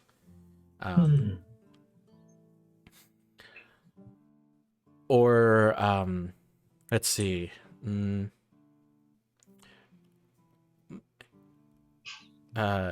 You, my heavily armored friend, he's looking at you, Cietar. Do Yes. you do you have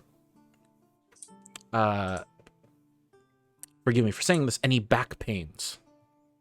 Back pains. And I like, no, sir. It What? does tend to get some front pains though. What? Wink. He's hinting to the fact that you're carrying the team is what he's hinting to. Oh. Do you have any back pain for carrying the team? Well, if you have many items, or you wanted to carry, let's say, do any of you have pets? Oh well, the two of you. If This you man right let's see. here. And and he pulls out this like really large backpack with like very long straps. He goes, may I see your companion, Atlas. Yeah. He's a little bit heavy for me. Hmm? And he puts him inside the backpack.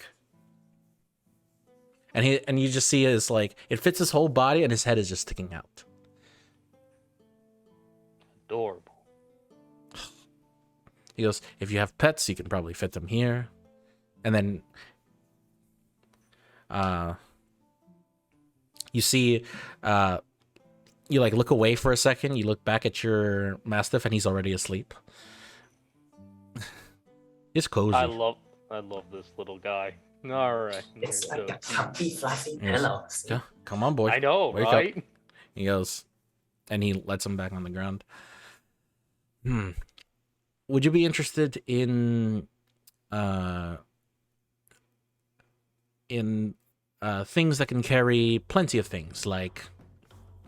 And he pulls out what appears to be a bag of holding, and he like demonstrates the putting a sword into it that's bigger than the bag, but it goes in the bag of holding. Would any of you guys be interested in any of this, or? The belt that returns the daggers. That's so interesting. How much for it?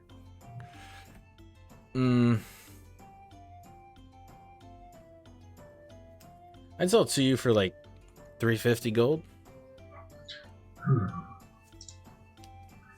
It's 350 gold. All right, that's fair enough for me. Gonna hand him 35 platinum. Okay. Whoa, Atlas, you're right. You have really high-paying friends. Right. Did we get platinum from the last job? Did I not write down the platinum I got? It was just 800 gold, Okay, but you no, can I did. All right, cool. you can convert it to platinum if you want. Right. Yeah. High paying. Right. Wow. So, you believe you said something about potions. What kinds you got? Ah, right. And he pulls out what appears to be 8 regular healing potions, 4 greater, and 1 superior. What is superior? First time hearing that. Superior, I believe, 8d4 is plus 8. 8d4 plus 8, yeah. 8d4. Oh my god. Yeah. So max 40 you can get. Yes. How much for the graters? The graders.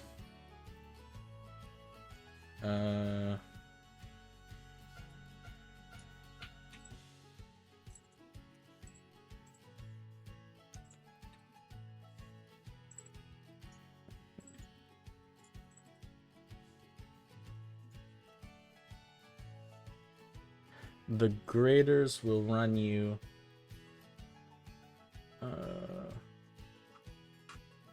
The graders will call you. We'll say it's 500 gold apiece. The superior Yeah. is.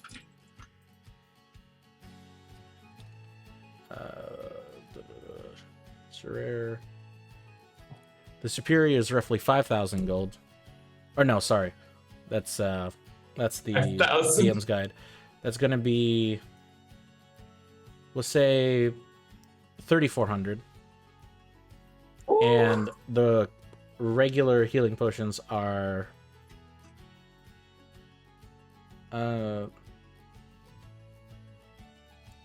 yeah, the regular are 100 each.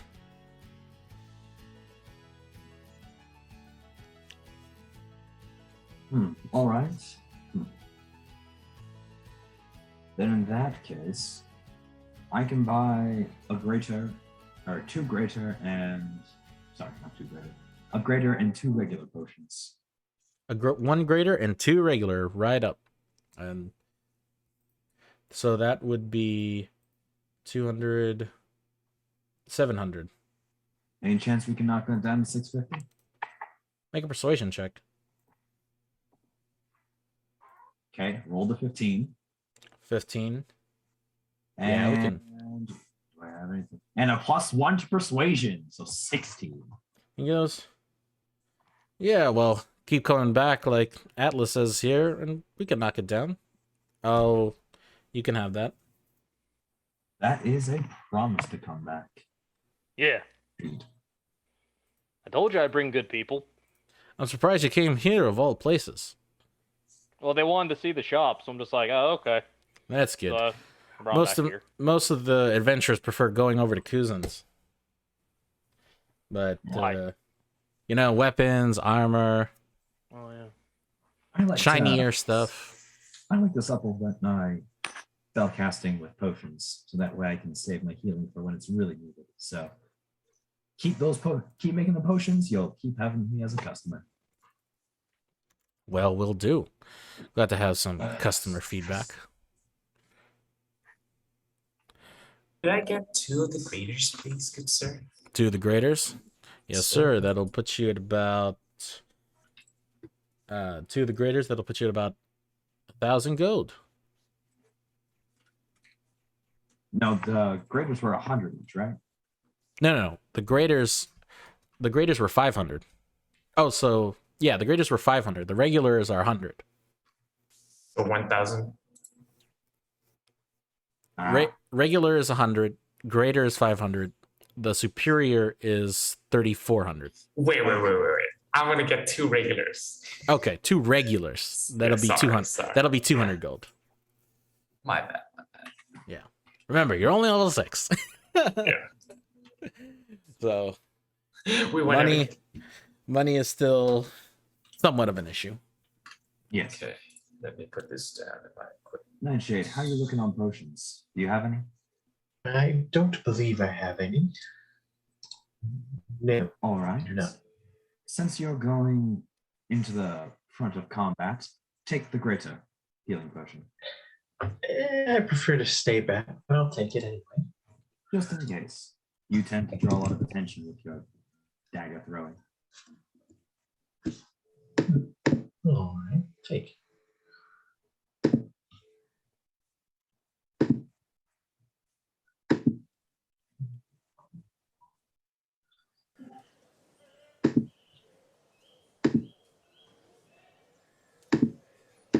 Okay. Meteora, while they're doing stuff, what are you doing? I sent you a little text, Francis. Oh, you did? Let me Yep. check. Ah, sounds good. So she just goes back to her room at the tavern and she's Okay, doing stuff. sounds good.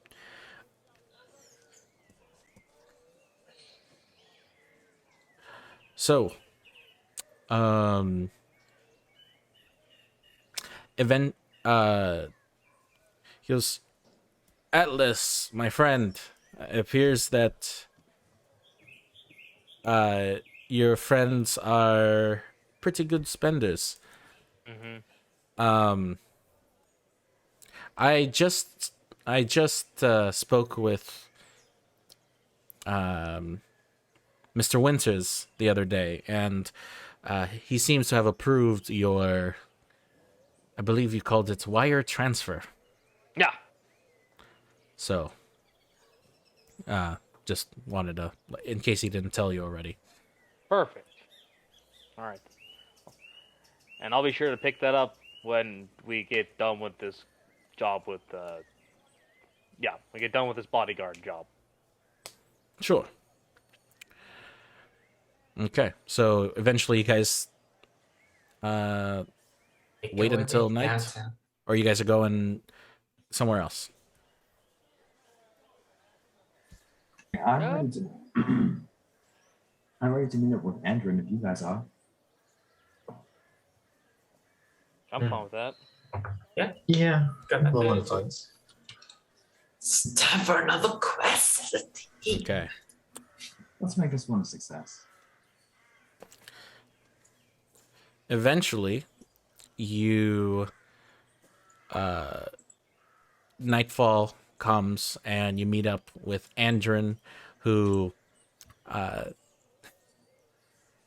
you've never seen a wagon that's this formal before. I bet, aside from Suitar, I don't think you guys have any like higher noble background. I do. Okay, so Atlas, you've seen these two, but it's more the equivalent to like a British carriage, Oh, fancy. with a door and everything. A British carriage. Oh, I don't know if it's really yeah. British, but yeah, that's how I know it. It's fine. Ah, But you open the door and you guys all sit inside, and there appears to be a driver and Andrin sitting. Andrin's like tapping his foot, kind of impatient. He goes, honestly, I really didn't want to do this, but fucking hell. regardless, we're grateful for you giving us an opportunity to have a complete success. Well, believe it or not, there's a lot of great adventurers in time that have done really fucked up things. Or at least at the beginning. So, yeah. I hope the papers haven't really scared you off yet. Not at all. But, is what it is. I'm okay with talking, but, these higher nobles and scientific folk, I've never seen so many people say so many words and they say absolutely nothing. So, hope you can endure. He takes a swig out of a I've had canteen. and I've sat through sermons that I've passed through half a day. Really like practice. Well. Okay. Let's get this over with. Be off. And sorry. Wrong command.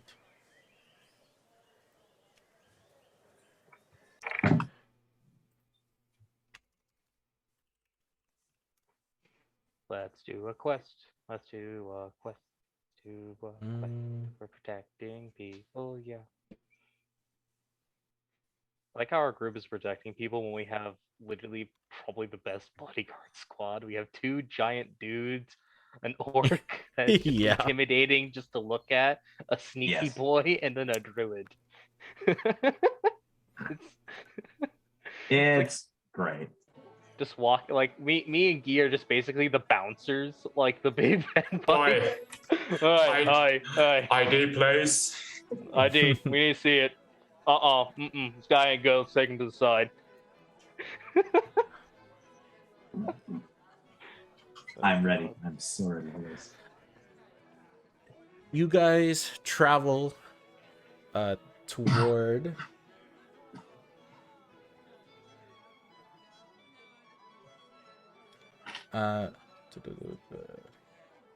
I could have sworn that I have more. I guess not.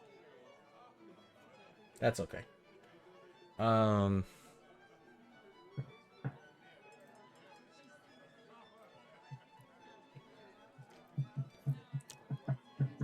So, you travel to what appears to be a fine estate, in I can't find the name, but it's the area that's just outside of Viscount's Keep, which is at the very tip of the center spire. It's a beautiful estate that overlooks the western side of the city of Anilon, and it's beautiful, like at night especially. And as you enter, you see several nobles and guards everywhere drinking champagne. A butler greets Andrin. He just like grunts and refuses to let his coat to be taken. He turns to the rest of you. He goes, "Hello, good sirs. Would you like refreshment?" And he puts out a tray of drinks. Just water for tonight. For me, at least. Okay. He gives you a water. I would like to say I am in tuxedo mode with my suit. Very well. A crucial detail. A very It is. crucial detail. Listen, I will be fancy when I need to be fancy. All right, I understand how fanciness works. Besides, I have to look the part of an actual bodyguard. I gotta dress the part, man. A water as well. And breaking from his party, Cietar, you see Dr. Vash, a silver-haired Leonin wearing this like very thick, kind of like Harry Potter-like glasses. He had, what's his name? He gives you the, I forgot his name, but he's the lion from Narnia. Aslan? He gives you very Aslan vibes if he was like much older and a wizard. Okay, imagine Aslan and I took Harry Potter and I smashed them together and they had a baby, and the baby was Doctor Who. Hagrid and Aslan together. Interesting. Okay. Yes. Well. Yes. Okay. Sure. We'll go with that. Oh, okay. I was Got it. thinking- So the lion, the doctor, and the wand. Got it. Okay. Yes. He goes, "My friend, comrade. It's been very long since I've seen one of our kin away from the mainland. How are you?" He like sticks out his hand to give you a handshake. I'm Cietar. So it's very rare to see another one of our kin out here. It's good to see you, sir. My name's Cietar, and these are my friends. Dr. Vash, well, I'm pretty sure you know that already. Well, have you been home recently? I have not. After venturing outside of the church, I've been out for around 2 years. I have not been back. How is the motherland?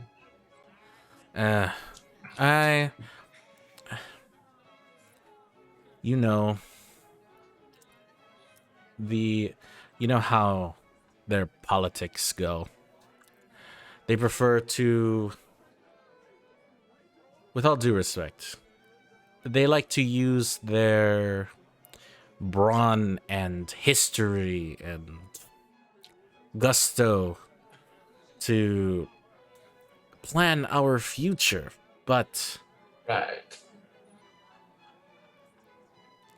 they don't recognize brains and wit and cleverness. And frankly, I'm hoping by the end of my time that our people will begin to see it that way. Oh, I do very much agree with you, sir. That's actually one of the reasons why I left the church. I feel like government was getting their hands in everything, and I just couldn't deal with it anymore. I need a fresh start, and here I come to the guild, and hopefully, with this adventure or wherever this may lead me, I can hopefully go back and make some changes to our homeland. You see another butler begin to approach, and the butler begins to ask for your weapons, and the Dr. Vash goes, "Oh, please, these are. There's many guards around. Many of the potential buyers have brought their own bodyguards. What's a few more?" He goes, "But sir," he goes, "it's okay. I have a good feeling about tonight. I don't expect any mishaps on happening." Damn it, Michael. Famous last words, Francis. Famous last. It's right up there with what could possibly go wrong. Oh, Yes. Well, I don't want to keep you pointed. There's plenty of mingling to go around. He has that Gatsby vibe of like how he holds a wine glass and just holds himself. As he finishes your conversation, he goes off. Andrin looks at you, see it to her, goes, "See, you can do the talking. I'm telling you.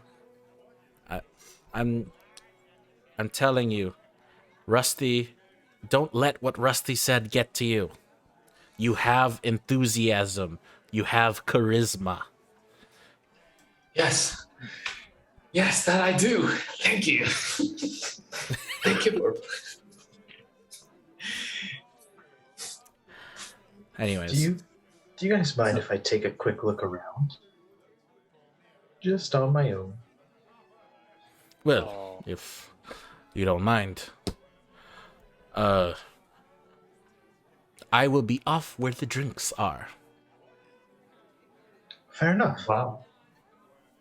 And he goes off. I'm gonna search around the room Okay. just to see if Were you looking there's for anything in particular? anything hidden or people are trying to hide. Okay. Make a perception check for me, please. Perception. Oh.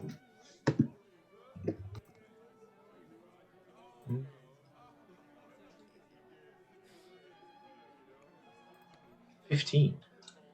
15. You look around. You don't see anything like hidden people hiding in a certain spot. You do see like some people have cloaks over like kind of like Assassin's Creed style, like over half their bodies, and when you walk by at certain angles, you see them like have swords at the ready.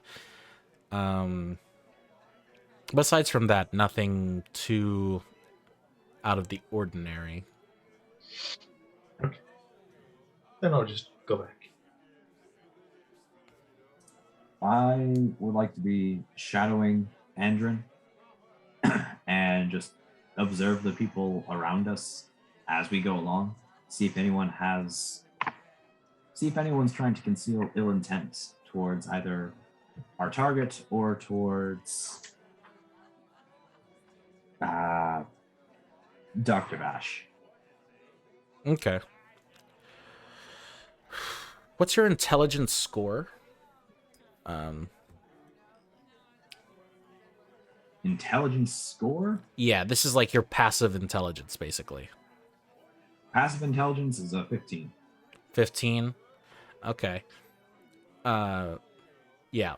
So some of the conversations that you hear from Dr. Vash, I believe you have the observant feat now, so you can read lips. Yes. Yeah. So from listening to and reading Dr. Vash's conversation, you have absolutely no idea what the hell he's talking about. He's talking about science and logistics, basically. Andrin, uh goodness. You remember that scene in Dragon Age, in Dragon Age 2, when Ogrim met Anders for the first time? When Hawk met Anders? No, when Ogrin met Anders. And then he was like, Andrin's the one that's burping. Or no, sorry. Ogrim's the one who's burping, and or Ogrin is the one who's burping and like doing all of these like nasty shit, and then Anders is like, "Oh, you're so disgusting." Yes. Um. So Andrin is Ogren? Yes, I know it's a horrible reference I Oh. made. It's fine. Ooh, oh boy. You get the sense Andrin's not really like the one that likes to play politics and stuff like that. All right. Ill intent. You get the sense from that role that there's a lot of ill intent on the items that are on display.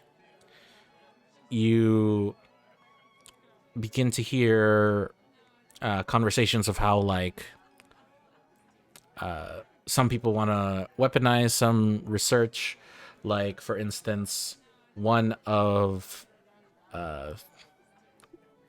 so I probably should have done a better job of explaining it, but basically throughout the main mingle hallway, a lot of things are on display, and you see several armors that are like plate mail, but they're built so that you can essentially move quicker. You see a rope that, based on the plaque, is said to be able to restrict or restrain a said person. Some people are talking about mass producing these things and using it for their own like guilds and whatnot. Yep. Things like these are being discussed, basically. You see what appears to be a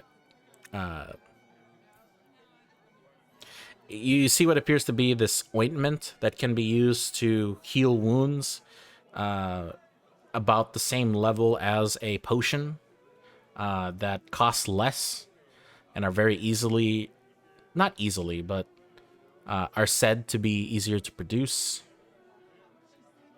Damn. Oils used to strengthen an already decent blade. And what's funny, as you look around, there appears to be an empty plaque where it says that this that it doesn't have a name, but it's under the description. It says that these medicines are meant to prolong life in general. Oh boy.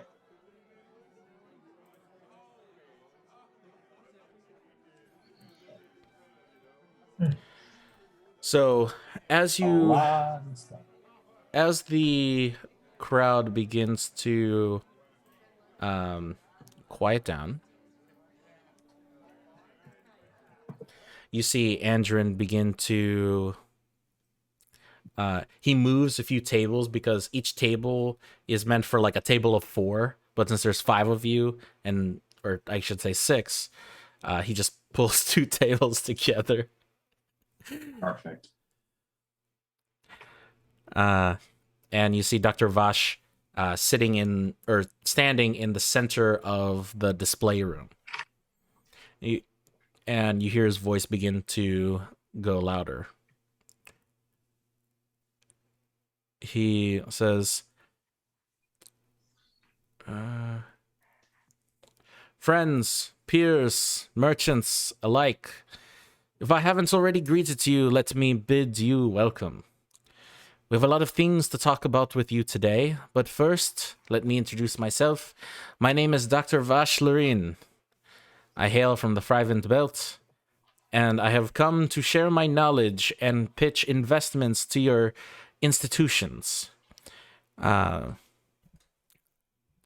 goes, first off, and he begins to like walk around to each of them. He goes, he basically describes the same thing that I have described before. You just looked at all of the plaques beforehand. And he goes to explain the balm that can be used to, heal, some equivalent to a healing potion. He says oils that if you have a broken blade, it can fix, or a stronger blade that potentially could make it stronger with a little bit more research. Leathers and steels that don't require much strength. And when he gets to the final display case, he goes, let me show with you my prime possession. As he he removes the glass from the top of the case. He puts his palm down, and he reaches down and pulls what appears to be a lever. As you see, kind of like the world's trophy, like, how it just opens out. Yes. The podium. It shows what appears to be a glass staff of some sorts. And he goes,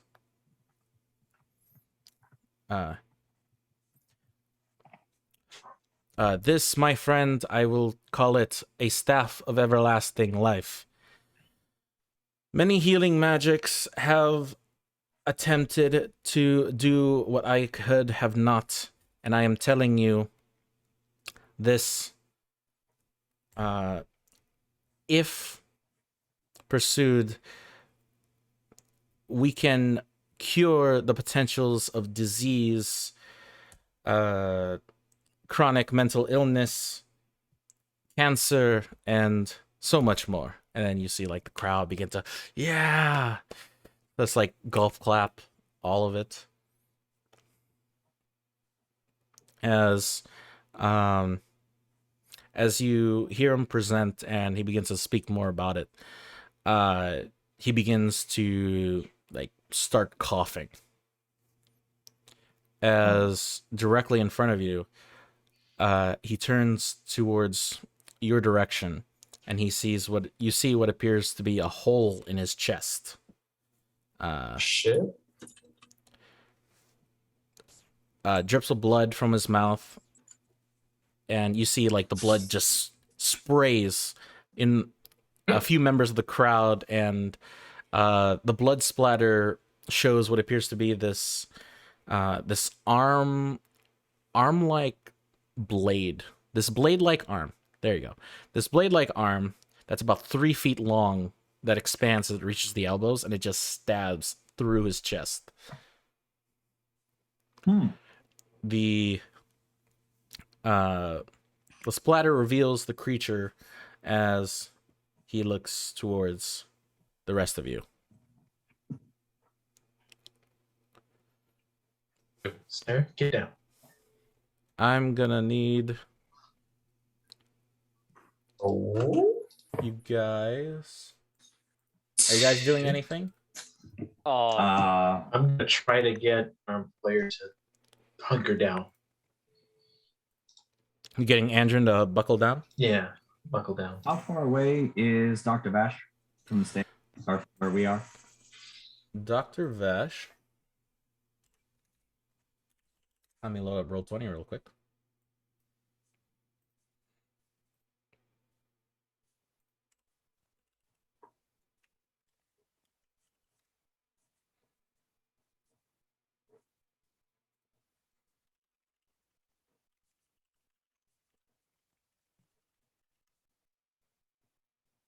Oh my goodness.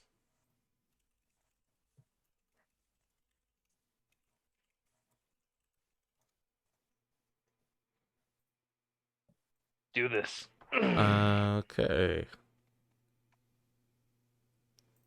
Let me.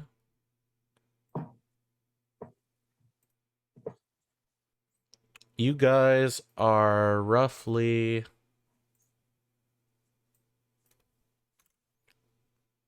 It's a very close interior. Put you right over here.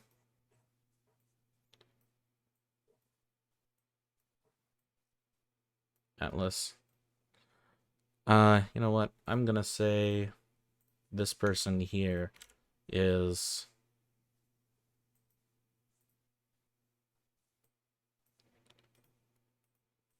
Andron. Okay. Let me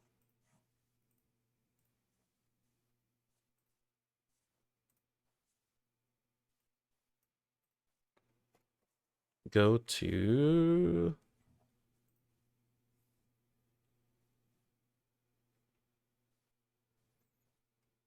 why can't I zoom out? There you go. Me switch.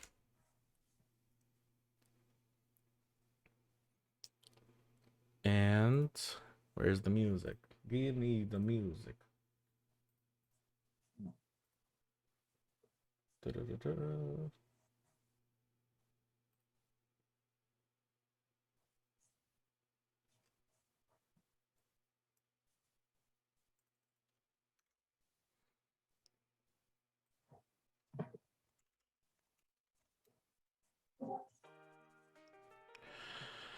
So,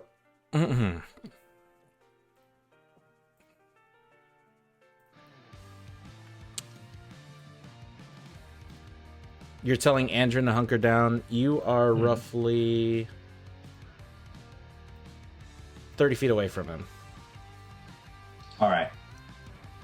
And you just see out of nowhere Dr. Vash is impaled.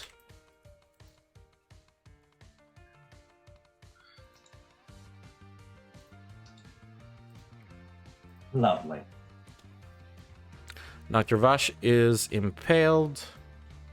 The guests have all begun to freak out.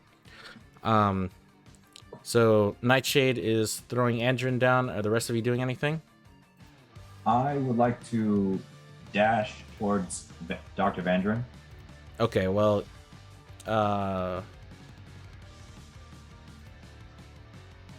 okay, hold on. If that's the case, let's go to initiative then. Yeah. Initiative. Let's do it. All right. Let me see if I remember how to do this. Yes, I Nice. do. Well, I'll be dashing very slowly. Dashing through the snow. No. Slave strapped to my spine. No. Over the field we go. Grr. Let me... I won't pay for this crime. Ah, ah, ah. Where's my Excel file? Your Excel file? Yes, sir. I'm going no. I'm going to assume probably in your files somewhere. All right. He needs the Excel spreadsheet because we have to kill everyone in this room to get out alive. So we're gonna do a risky maneuver. I call it the weed whacker. You're just go in and whack everybody. Yes. Oh, God.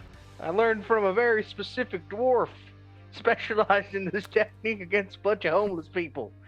It doesn't work. Very efficient.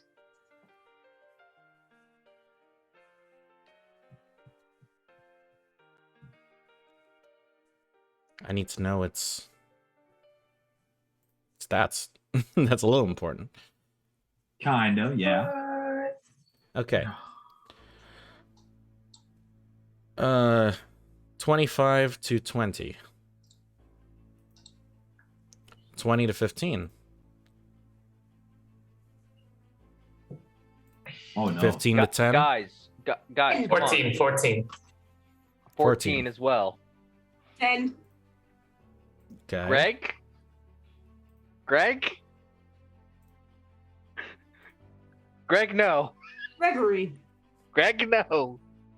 Why can't... Oh, that's why. I'm on the wrong layer. Hold on. 14 is Atlas and Cietar. Yeah. Mine's a +0. Okay. And then you have a 10. Meteor? 10. Mm-hmm. Oh, I have to roll for the audience. Oh, God. The audience is going first. What? Oh Uh-oh. dear. Panic! Greg. Greg. Greg? Count my initiative on one hand. 5. I rolled a crit fail. Okay. And then Ogrim. 2. Oh I'm god. dashing very slowly, everybody.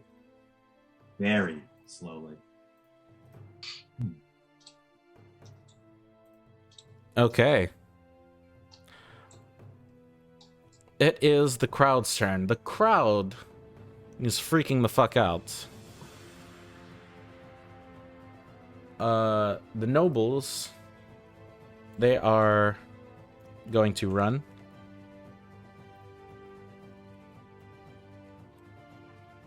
Let's just do this. Some of them are gonna run.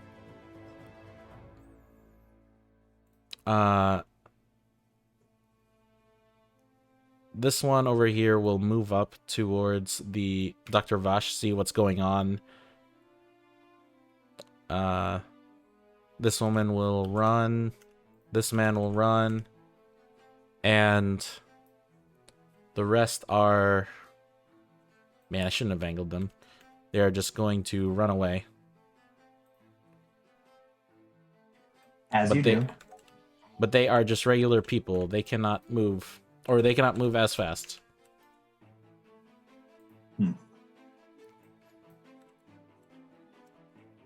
Dr. Fash.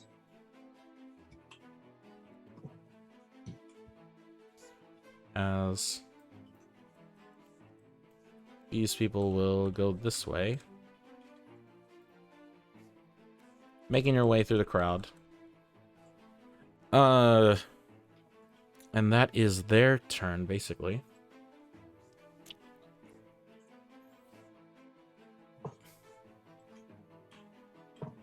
As the creature's turn, after they go, you see a similar stabbing right through this man's chest, No. as he is also Stop. impaled.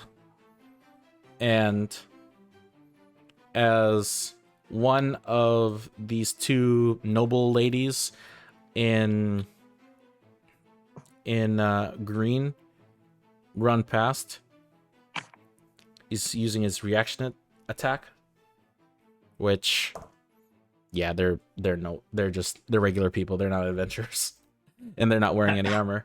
So one of them dies. Oops.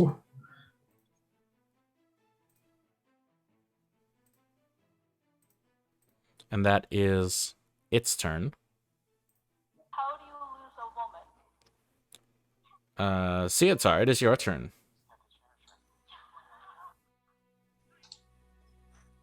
Let's see. You see, like, the blood splatter on the creature as at the end of his turn when he does the sword thing where he slams his arm on the ground and all the blood just goes away. As he does that, they disappear. Okay. They are invisible. Alright, I'm gonna walk up to this man right here. Okay. Start whacking him. You're gonna whack the random Wait, that's noble? a civilian. Oh, sorry. You're gonna whack the civilian? I mean, sure. Move out of my way. Get out Okay, the way. you're gonna move through him. I'll say he's Oh, rough. You'll make Get room. out the way. I'll say Get since out there's the a person way. right behind him, I'll consider him rough terrain, so you can move through him and the person Okay. behind him. But I'm gonna move through him. okay. So that'll put you Right here. right there. Yes. So this guy wasn't it? Can I go in here? Yeah, you can go right there. Smack him. You're gonna smack the civilian. Wait. They're all civilians. Oh, The enemy's oh. invisible.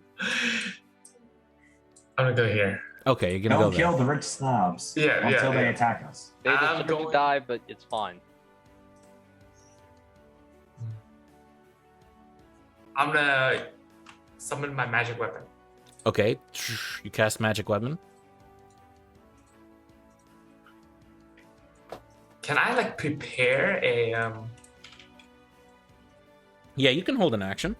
Yeah, you want to. I'm gonna hold an action. Okay, so what are you gonna hold your action? Like, what is the action you want to hold? I think as soon as the enemy appears, I'm gonna throw my mace at it. Okay, you're gonna throw your mace at it. Yes. When what? What do you want the trigger for it to be? As soon as I see kind of like the outline or the mirage of the enemy. Is that what you mean by trigger? Yeah. When you see them. Yeah. Gotcha. Atlas, it is your turn. All right. Here's the plan. I'm gonna run up and stand on this table. Right Okay, you stand on here, the table. closest to everybody, and then I'm going to taunt this man and cast mirror image on myself, and I'm going to taunt this man, call him a coward. This is what I'm gonna say. All right, coward, weakling, puny muscle man, come get me, fight me. I'm just gonna do mirror image. Okay, so you cast mirror image on yourself. Yep. Give you the yellow dot for golden. All right. There's now 4 atlases standing on the table. Sounds good. Make I am excited. make an intimidation check for me, please. Ooh. Do I have advantage because there's mirror image applied? Sure. I'll allow it. Nice. All 4 of them are Okay, just then. doing the same thing. Yeah, 26. 26. Okay. Oh, baby. Dang. Go. Okay, sounds good. Meteora, it is your turn. Okay, so which of the little figures is the bad guy again? You don't you haven't seen Right. the creature or person yet. Okay, so when the thing came in to stab the guy, did I notice where it came from by chance? Based on the blood splatter, you get the sense he was stabbed from behind. Okay. Where is this motherfucker? That is the question. You don't know. That this is the question. Exactly. Then I am going to run up to where my companions are to go intimidate this man, and I am going to prepare Thorn Whip in the meantime. Mm-hmm. Okay, so where do you want to... Okay. Okay, yeah, that'll do it. That'll do it. Show yourself! You're gonna prepare a thorn whip when you see them. Nightshade, it's your turn. I'm going to move over by Andren, and Okay. I'm going to try to cover him, if that makes sense. Oh, Okay, Andren's hiding body block. underneath the table right now. He's Okay. kind of staying put until you guys tell Then him to do I'll- something. Then I'll hold my action to stab somebody if they appear anywhere near Andrew Gotcha. with a dagger. Sounds good. Ogrim, it is your turn. All right. I'll be also beside Andrin, and I will hold a command. And if I see the assailant become visible, I will tell him. I'll just cast a command spell on him whenever he shows up. Okay. On the top of the round, supposed to be the people. They are going to continue running. This person runs. This person runs. Person runs. This person runs.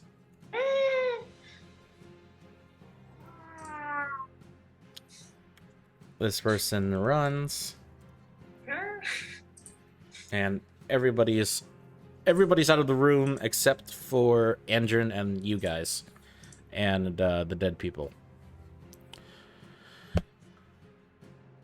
On the top of his turn,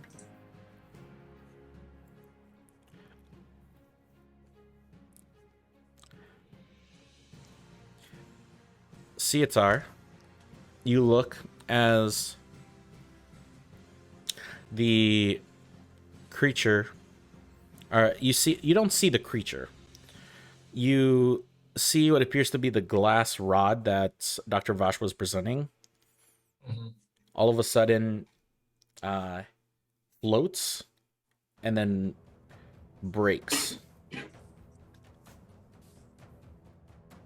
As Okay. as it begins to break, you could see like this like gas begin to go over the creature, showing these like bright yellow-ish eyes as Meteora, Cietar, and Ogrim. Oh no, Ogrim was for... Oh no, sorry. Cietar and Meteora. Unless you were holding your action for when you see him, Ogrim. Yes, I was holding a command. Yes. Okay. So, just going by initiative order, Cietar, your throwing your mace goes off. Mhm. He's directly 5 feet in front of you, so I will say do it with disadvantage. Huh?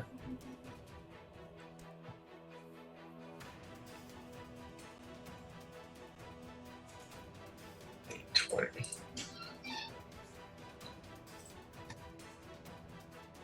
Oh, God. Can it get any worse? 7. 7 misses, just whoosh, nothing but air. You just cut some of the fog. Oh, man. Okay.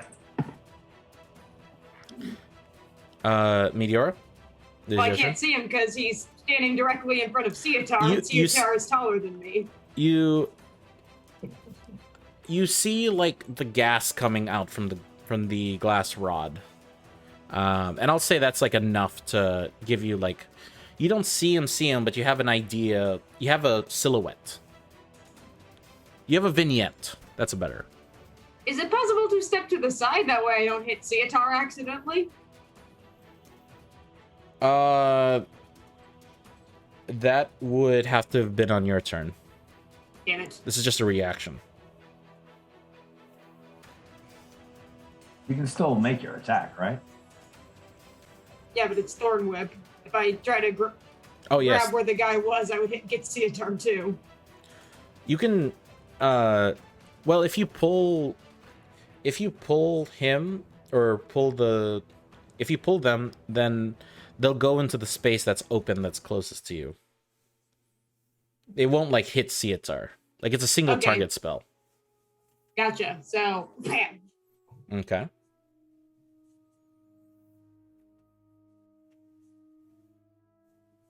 So many tabs. So little time.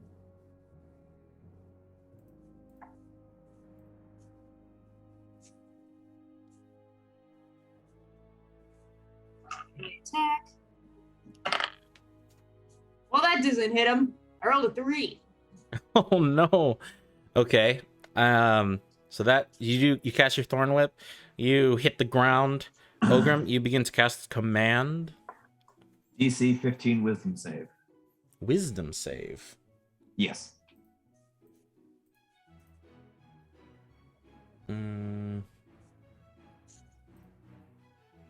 Wisdom save.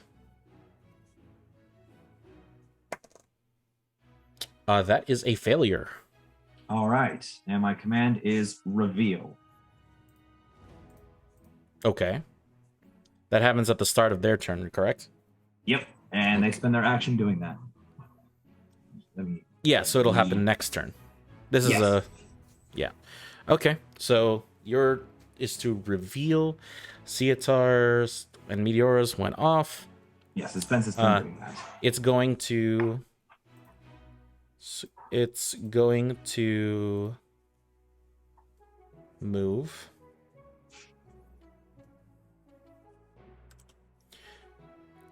It is going to make 2 attacks at you, Atlas. Wait, what? Yeah. All So right. when is the command going off? After... In the next turn. Next turn. Okay. Yeah, because the spell I did happens in the middle of its current. You did in the middle of its turn, so it's the next turn. Gotcha. Okay. Yeah. Thanks for clearing that up. This is a 15 hit. No, it's not. Okay, second attack. 24 to hit. That will hit. That was cocked. Hold up. No. Okay. Wait. Does this work? You take Okay. 12 roll points of this. bludgeoning damage. Need to roll to see if it hits my duplicate or not. It barely Yeah. does. Okay, so it just hits the duplicate. Hits the duplicate. So you got 3 left. Yes, I do. Okay. Wow.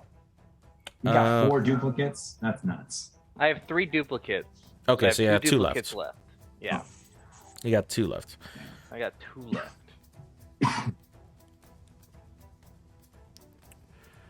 Cietar, it is your turn. Move this so I actually like.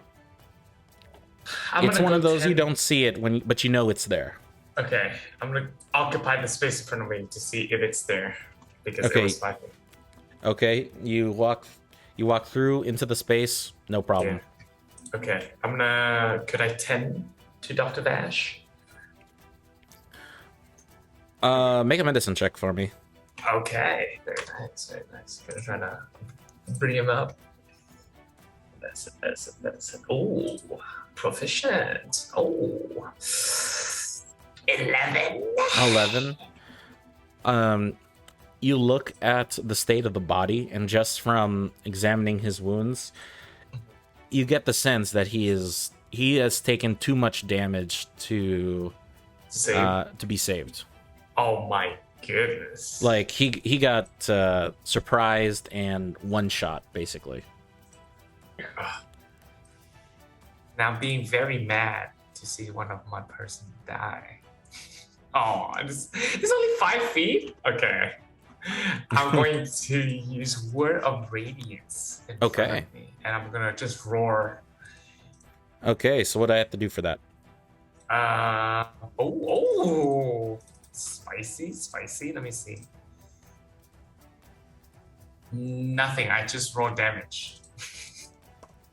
No. I rolled to hit. Okay. Wait, isn't there a save to it? Oh, I'm sorry. Each creature of your choice that you can see within range must succeed on a Constitution saving throw. I will, for the purpose of this, I will say yes. It will. You know where it is. You can. I'll say at this point you know where it is. So Okay. so it will make a Constitution saving throw, which is Do it. a 12.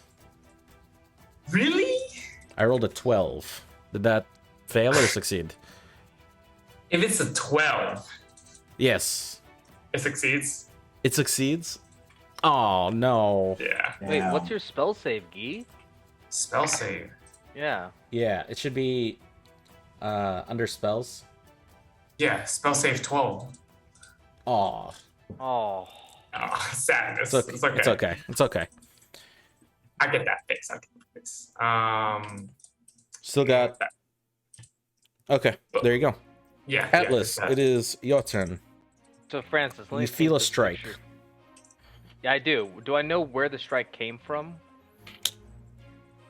I will say, since it's a melee attack, yes. It's coming at your. It is coming at your 2 o'clock. 2 o'clock. Okay, so there. All right. All right. So France, make let me- your attack with disadvantage. Let me paint Or this sorry. picture for you real quick, Francis. Mm-hmm. There is currently a gigantic buff man and 2 of his clones standing on top of a ledge looking down at some puny fool. I believe I deserve the Pillar Man entrance song for this. Oh God. Hold on. Now then, allow Come on, me man. to full I don't know blown- if we'd get copyrighted for that. Oh, we probably would, but it's fine. Alright, I'm going to use my bonus action Okay. to cast Thunderous Smite on my fists. Okay. And then I'm going to attack this thing with Shocking Grasp. Gotcha. Go. So, I would say disadvantage because you can't see. You just know general Mhm. where it is. So, Mm-hmm. And by the way, I can apply this with my unarmed strike because I have the amazing power of Magical Punch. yes. Yes, you do. Damn. Disadvantage. Oh no, that's bad. 13 to hit because I rolled 13 crap. just misses. No. You just punch, and then you're just punching the air. This makes me sad. Well, I can't use my bonus action, but I will still stand there menacingly, looking at this invisible fool. Like I know where he is, but I choose not to hit him because he's such a pansy. Fight me. Okay. Meteor, it is your turn. So, we can't see him, but I know about where he is, right? At this point, you've seen Atlas like punch in the general direction of where he is, and you have an idea. Okay. But you can't see him. Okay, about where I think he is, I'm going to cast Dispel Magic at 3rd level to hopefully make this guy appear, because I'm thinking it's something Nice. magical that is keeping him invisible. Okay. You cast Dispel Magic. Let me double check this guy. Ooh, Maddie. Big brain play. Big brain play.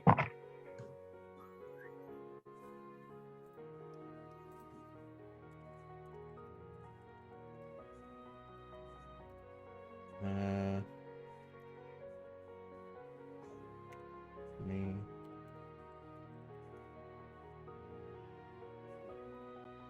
You cast Dispel Magic and nothing happens. Damn it! It appears the creature it appears this is not a spell. Not a spell. Crap. Damn. So that is your action. You still got your bonus. I don't know what to do. I don't know where he is. Get creative.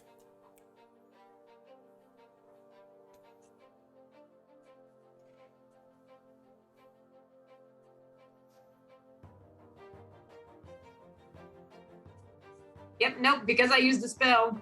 Don't have any bonus Okay. actions. Are you gonna stay put? Gonna stay put because this guy's got to appear here eventually. Sounds good. Nightshade, it is your turn. All right, I know generally where he is, so I'm going to throw both of my daggers in. Okay, 2 attacks, or yeah, disadvantage. And these are going to be my psychic blades. Yes. Let's see. First one, that's a good roll. 22 to hit. 22 definitely hits. Roll damage. And then the second one is a 15 to hit. 15 just hits. Just hits. All right. Let's see. On the first attack, I'm going to activate my College of Whispers ability for Psychic Blades. Okay. Expend a Bardic Inspiration to deal an extra 2d6 psychic damage. And do I have an ally within 5 feet? Yes, you do. Yeah, that's me. Okay. So then I get Sneak Attack. So that's 6d6 plus a d4. Shit. Mm-hmm. And that is 2 plus 3. That's 31 points of psychic damage in total.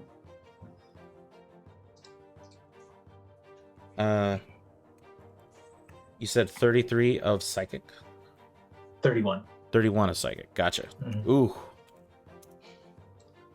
Big hit. What's Back in a the second, I think my power just went out. what is Oh, the sneak cool. attack? That was with the Sneak Attack. The Sneak Attack gets converted to psychic. Ah, that's pretty cool.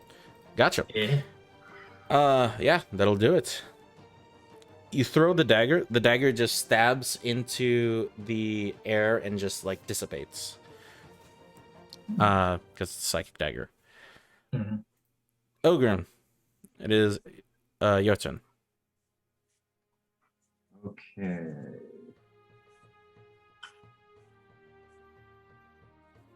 So,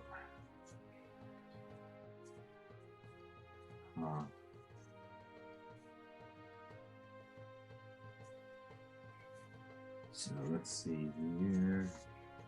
I am going to cast.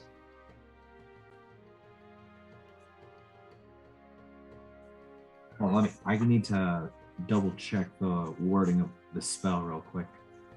No worries.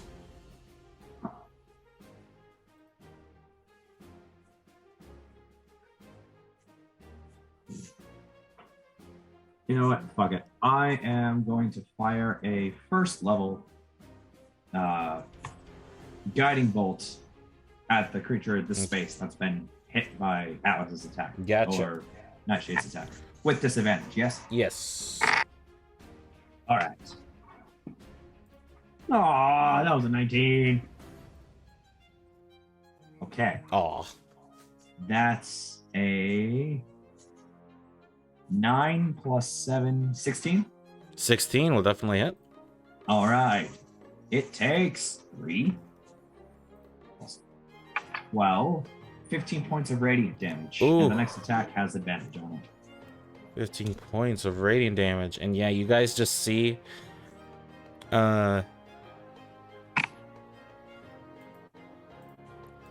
guys just see this like this entire area this entire area just begin to glow from the guiding bolt energy, and next attack has an advantage, or I guess a straight roll in this case. That is your action. You got a bonus, or No, I don't have anything that I can do with my bonus action besides Gotcha. drink a potion. sounds good. Okay, at the top of its turn, it's going to use its action to reveal, which it can't. And but it does use its action. Okay. Let's see. For its bonus, what does it have? Hold on, Command it's worded weird. It has to follow the command on its next turn. I don't know if that means just its action or if it has to spend its whole turn doing that. Let me look up the spell really quick.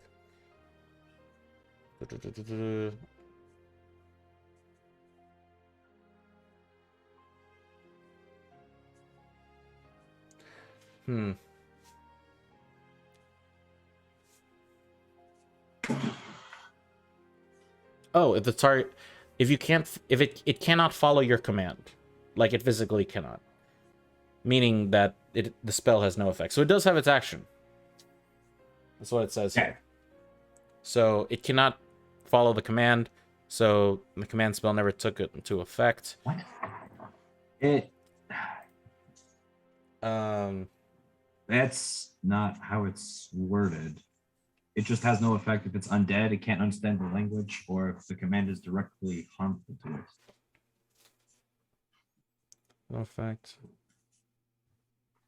Let me pull it up from the book, because Roll20 is might have different wording. I don't know. Command. Let's see. Command.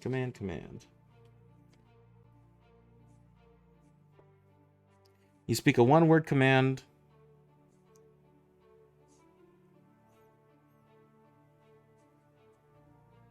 Yeah, if you do so, the DM determines how the target behaves. If the target can't follow your command, the spell ends. Ah. Okay. Got it. Yeah. All right.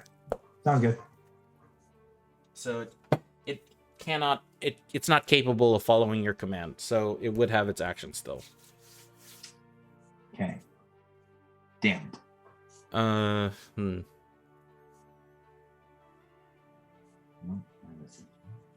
Let's see.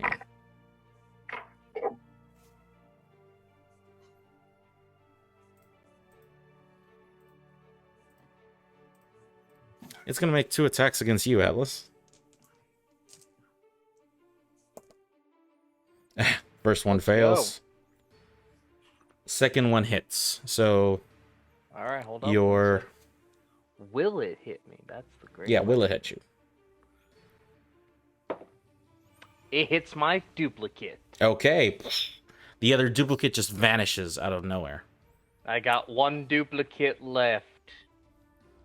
It's going to use its movement to get away. Atlas, you can make a opportunity attack if you decide to. All right, I will. I will make an arm strike attack against it. This is the one that has the guiding bolt applied to it, right? Yes. Okay, so it's a straight roll, so that's a non-natural 20 to hit. Non-natural 20 will definitely hit. Alrighty then. Let's do this.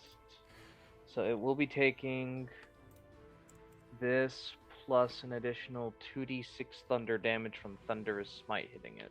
Yes. Alright. So it takes 7 points of bludgeoning damage. Okay. You get the sense the bludgeoning damage doesn't do much. 5 points of thunder damage. Plus 5 points of thunder damage. Ooh. The thunder damage will definitely do something. Alrighty then. And a loud thunderous boom goes off. And the effect has worn off. The glow, after Atlas punches it, it ceases. The invisible creature will go. Will use its full movement to go this way. And that is its turn. Cietar. Oh man. You just see Atlas punch into thin air. One of his duplicates just one of its duplicates just disappears. The shimmering glow from the guiding bolt that landed earlier didn't hit, or is already gone, and everything is back to a plain old room.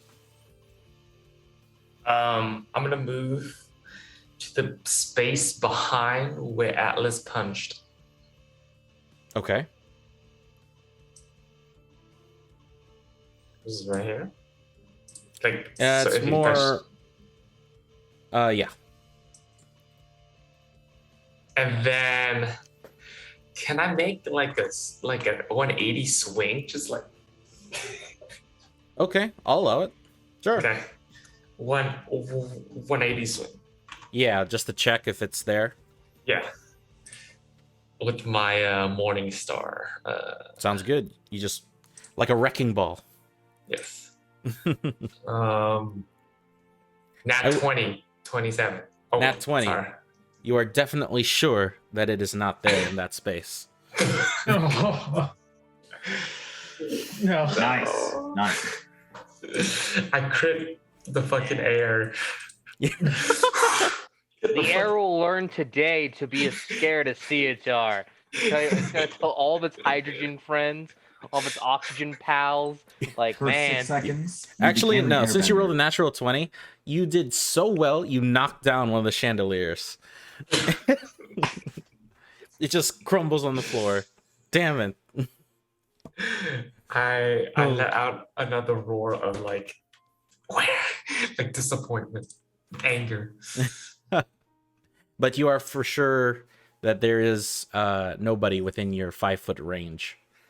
Okay. That's your action.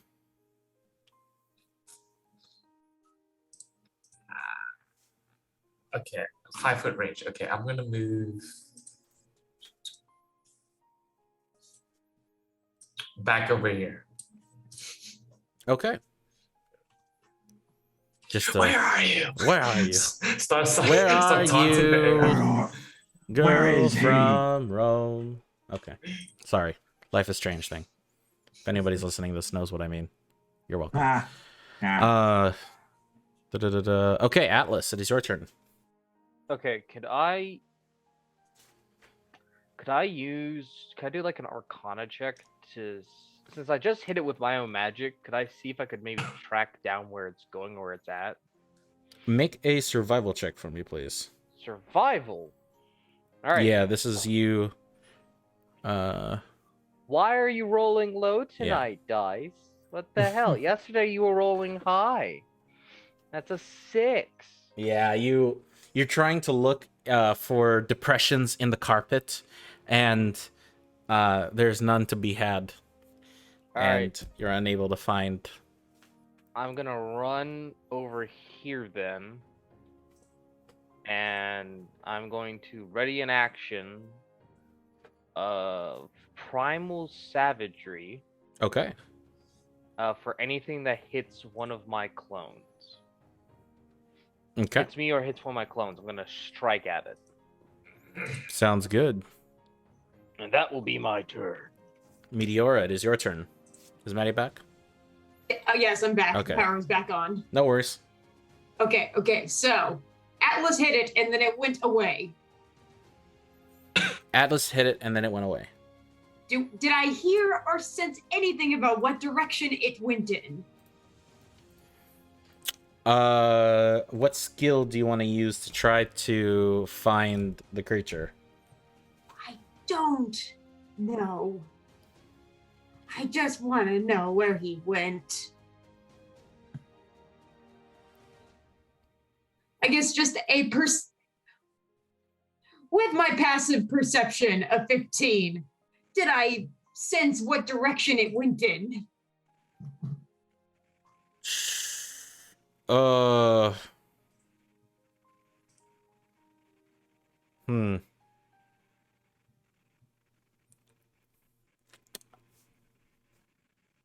I would say...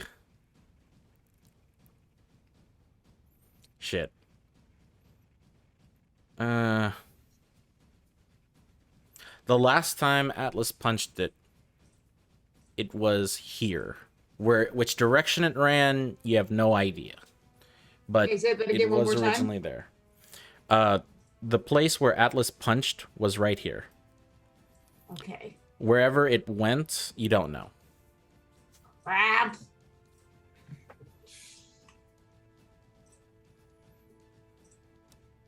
If you want to hold an action, you can also do that.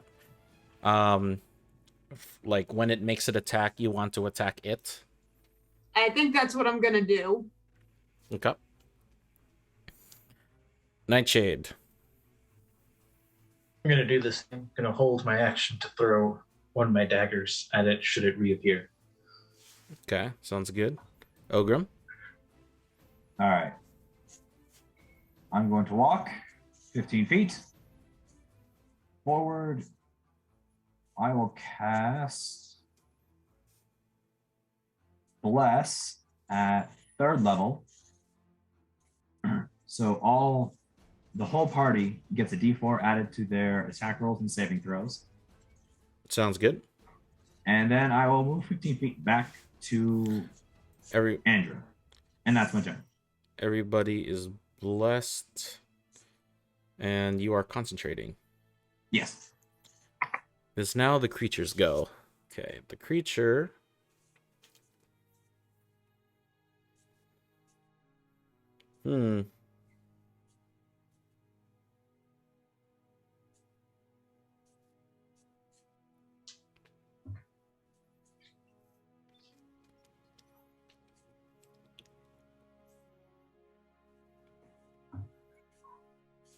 Okay.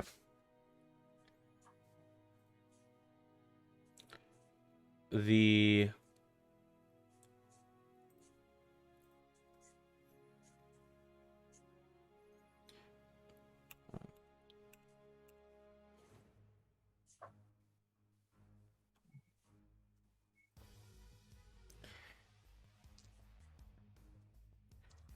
Nightshade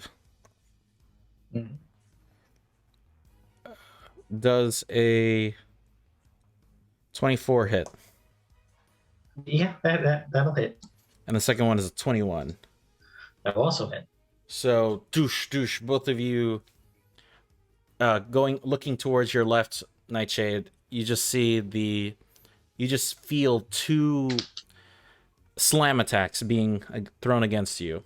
And let's see.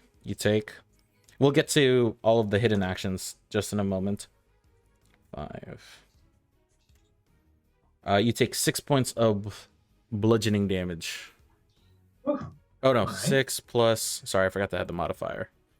6 plus 12. So 12 points of damage total. Okay. Okay, so Nightshade was holding an action to stabby stab. Which you can, because it attacked. Stab. Yes. And Meteora as well. Would I have disadvantage? Yes. Add a D4. That's a... Ooh, you're right. Add a D4 That's to a- attack roll. Dirty 20. Dirty 20 will definitely hit. Ooh. Okay. Would I get sneak attack applied to? It is only surrounded by you. Okay, so then... So I don't think you can designate yourself as an ally. No. Yeah, I wish.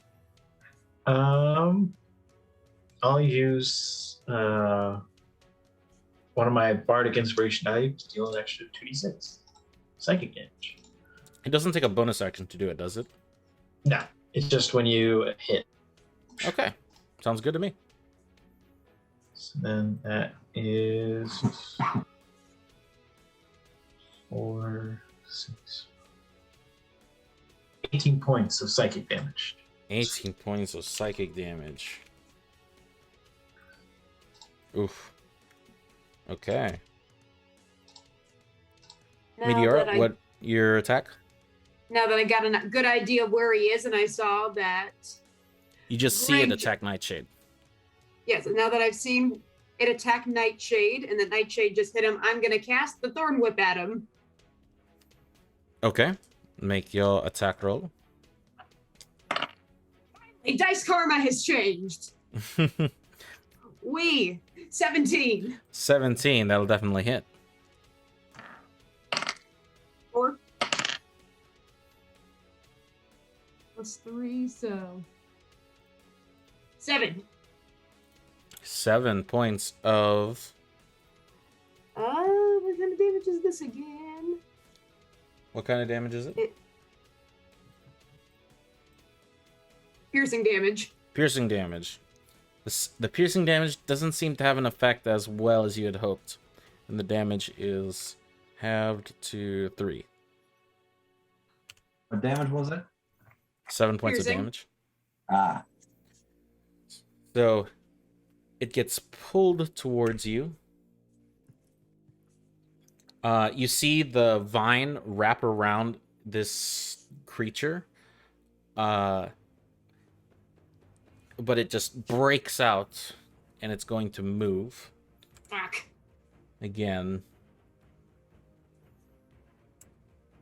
And that's going to be its turn. Cietar, you just see it attack Nightshade, and Meteora just launched her attack. So you have the sense it is somewhere in this bottom half of the map.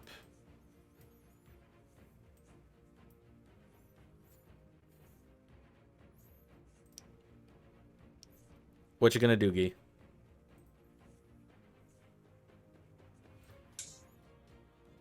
Man, bottom right here. Okay. Guiding bolt. I'm gonna shoot. It's just like a straight line. In which way? Let me draw. That way. Okay. Make your attack with disadvantage, please. I'm gonna do just level 1. Level 1. Okay. Crit fail. Oh no! Damn. The light just hits the side of the wall. A few paintings fall down. Is there a glass of liquid nearby, like beer or Like a champagne glass? yeah, champagne glass? Yeah, there's a champagne glass. I'm gonna pick up the champagne glass. Okay. Can I hold that as a bonus action to throw it? As soon as I see him, I'm gonna throw it so it spills all over him, so it covers him. Yes, I love it. Let's do it. All right, go. I'm Gear. ready that action. Okay. Atlas, it is your turn. What did you just attack at, Guy? Bottom right. Bottom right, this line. Right there. Okay, you attacked. Wait. Oh, okay, you threw. Okay, got it. Yeah, he attacked Yeah. this general direction. Alright, well, I'm getting Nothing. tired of people running away. So you know what? Action to dash. Okay. Come here. Come here. Okay. I'm gonna put this man in a corner. Come here and fight me. Stop running. Stop Meteor, it is running. your turn. I don't know why I'm I'm doing a going British to- accent. Probably the setting. I am very annoyed that this guy keeps running and that we can't see him, so I'm going to hold mold earth until this motherfucker appears again. Okay, gonna hold Mold Earth. Nightshade, Where are you? And I'm It just is going you. to scream, where the fuck are you? it is your turn.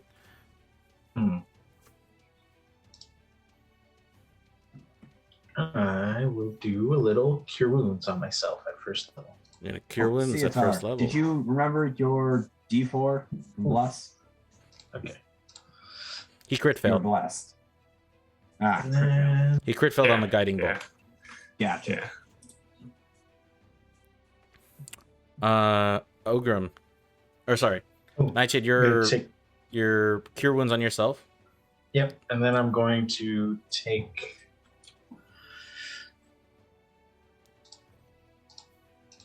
I'll take the hide action as a bonus action to hide under this table. Make a stealth check. Stop. Come on, you're a Ooh. rogue. You're good at stealth. Stealth? Yeah, how does a 28 sound for stealth? Okay, sounds good. You feel pretty hidden.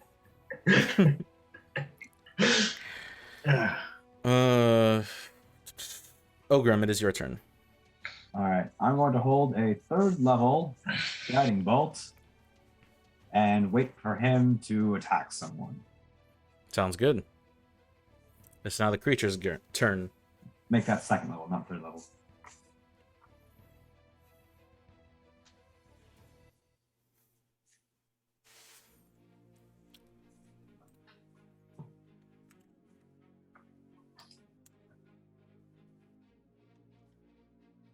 Since you whipped it, He's going to make 2 attacks against you, Meteora.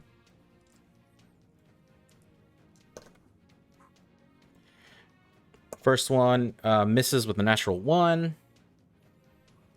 Second one is an 18. Yeah, that hits. Okay.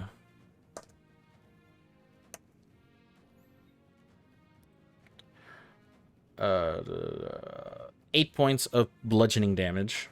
Oof. Douche, douche, as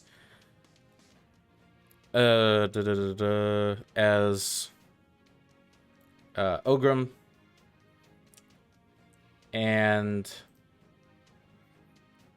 no, Nightshade didn't hold an action. Ogrim and I think it's just you. Oh no, Yeah. he and Yes. Meteora. Sorry, Meteora, Okay. Ogrim, and Cietar. Yes. Okay. yes. So since he just attacked me, I know where he is now, right? Oh wait, sorry, Cietar, you're not in range. You don't see him. You just know where he is.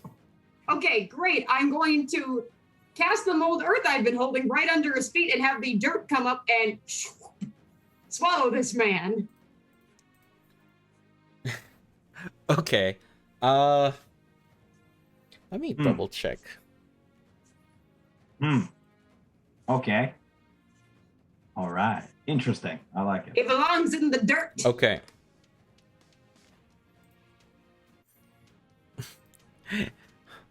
Like I said, you guys are gonna hate me.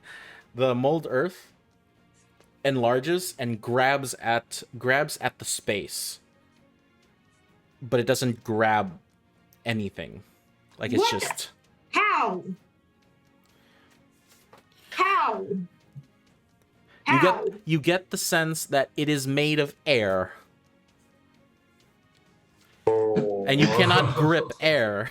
If its attacks are air, if it's made of air, then its attack should feel like air. Air can't attack you. Yeah, pressurized air can attack you. Pressurized air hurts a lot. Pressurized air can't cast a spell. It hasn't casted a spell. It's air. This has to be an enemy of some kind. It has. Oh, it's okay. It can't be air. We can figure it out. It's pressurized air. I'm pretty sure I know what it is. That's fine. But Can I still cast anyways, spell? your mold earth. Cietar, sorry, you're not in range. Ogrim, you casted your level 3 guiding bolt. Yes. That's a natural 20. Disadvantage though. Yes, sir. 18. 18 will definitely hit. Okay, so that is 6d6. 6d6. Damage. Another 8 Oh, damage. sick day sick. Another 8 damage. 24 Jesus. points of radiant damage. 24 points of damage. How do you want to do this? I want it. I want the Just guiding gonna- bolt to hit She's just wherever gonna its center inhale is the air. and glow. Make it glow from the inside so we can at least see the outline of whoever this fucker is. Okay. The piercing bolt of the glow hits it straight in the chest. As you could see it like pulsate throughout his body. The divine energy reveals this elongated, thin arms, thin body, glowing yellow eyes, roughly 15 feet tall. As it glows, the arrow explodes in its chest, and it is no more, as the creature is dead. Shit. And we are now out of combat. What was that? No idea. I don't know. Holy Fighting. shit. Was it air? What the hell? I haven't... Oh god. Oh god. I guess I'm not getting those magic items after all. Hey, at Well. least you're alive, right? Yeah, That's at least I'm something. alive. Probably would have died because of you. Or probably would have died if you weren't here. I'd say. Damn. But, holy shit. No, seriously, does anyone know what that was? Nope. We fought the air. It was a 15-foot tall creature of air. Let me see. I've heard of creatures like that before, but those are usually straight out of fairy tales. I think that was what magic people called them is invisible stalkers. That Creatures sounds horrible. that have one mission, usually tied to some very pissed off individual, and if you are sent one after, you are probably dead. And poor Dr. Vesh. I once had a stalker once. She wanted my autograph and more. I didn't like her. I'm gonna walk up to the doctor and just cast Gentle Repose to keep decay away for 10 days. Okay. You cast Gentle Repose on him. No problem there. As you look at the body, you hear like the march of several guards begin to run and swarm the complex. And you see in front of you a red dragonborn wearing half plate that goes over one side of his body, and whatever is the equivalent to hair, I guess, braided hair, just leans over towards the other. The guard captain and his men look to you guys and say, well, he goes, what is the matter here? We found they're like holding their weapons at the ready. Where's the killer? Is the killer dead? Are they still here? I believe so. Some kind of phantasm of sorts. Phantasm. Like a kind of like a ghost, but more like the air itself. Air. That sounds like magic shit. Okay, well, on behalf of the crowd, I'm gonna lock down the area, make sure that none of the doctor's wares have been stolen, and see what we can do about his remains. I've prevented the decay for 10 days. And whoever sent the assassin here intended to destroy the staff as well that he was presenting. He seems interested. Well, thank you. I appreciate the quick dealing with this problem. My many thanks. And Andrin. Andrin, how you been? Andrin goes, oh, Captain, pleasure to see you. Pleasure to see you. I believe my friends, well, let me introduce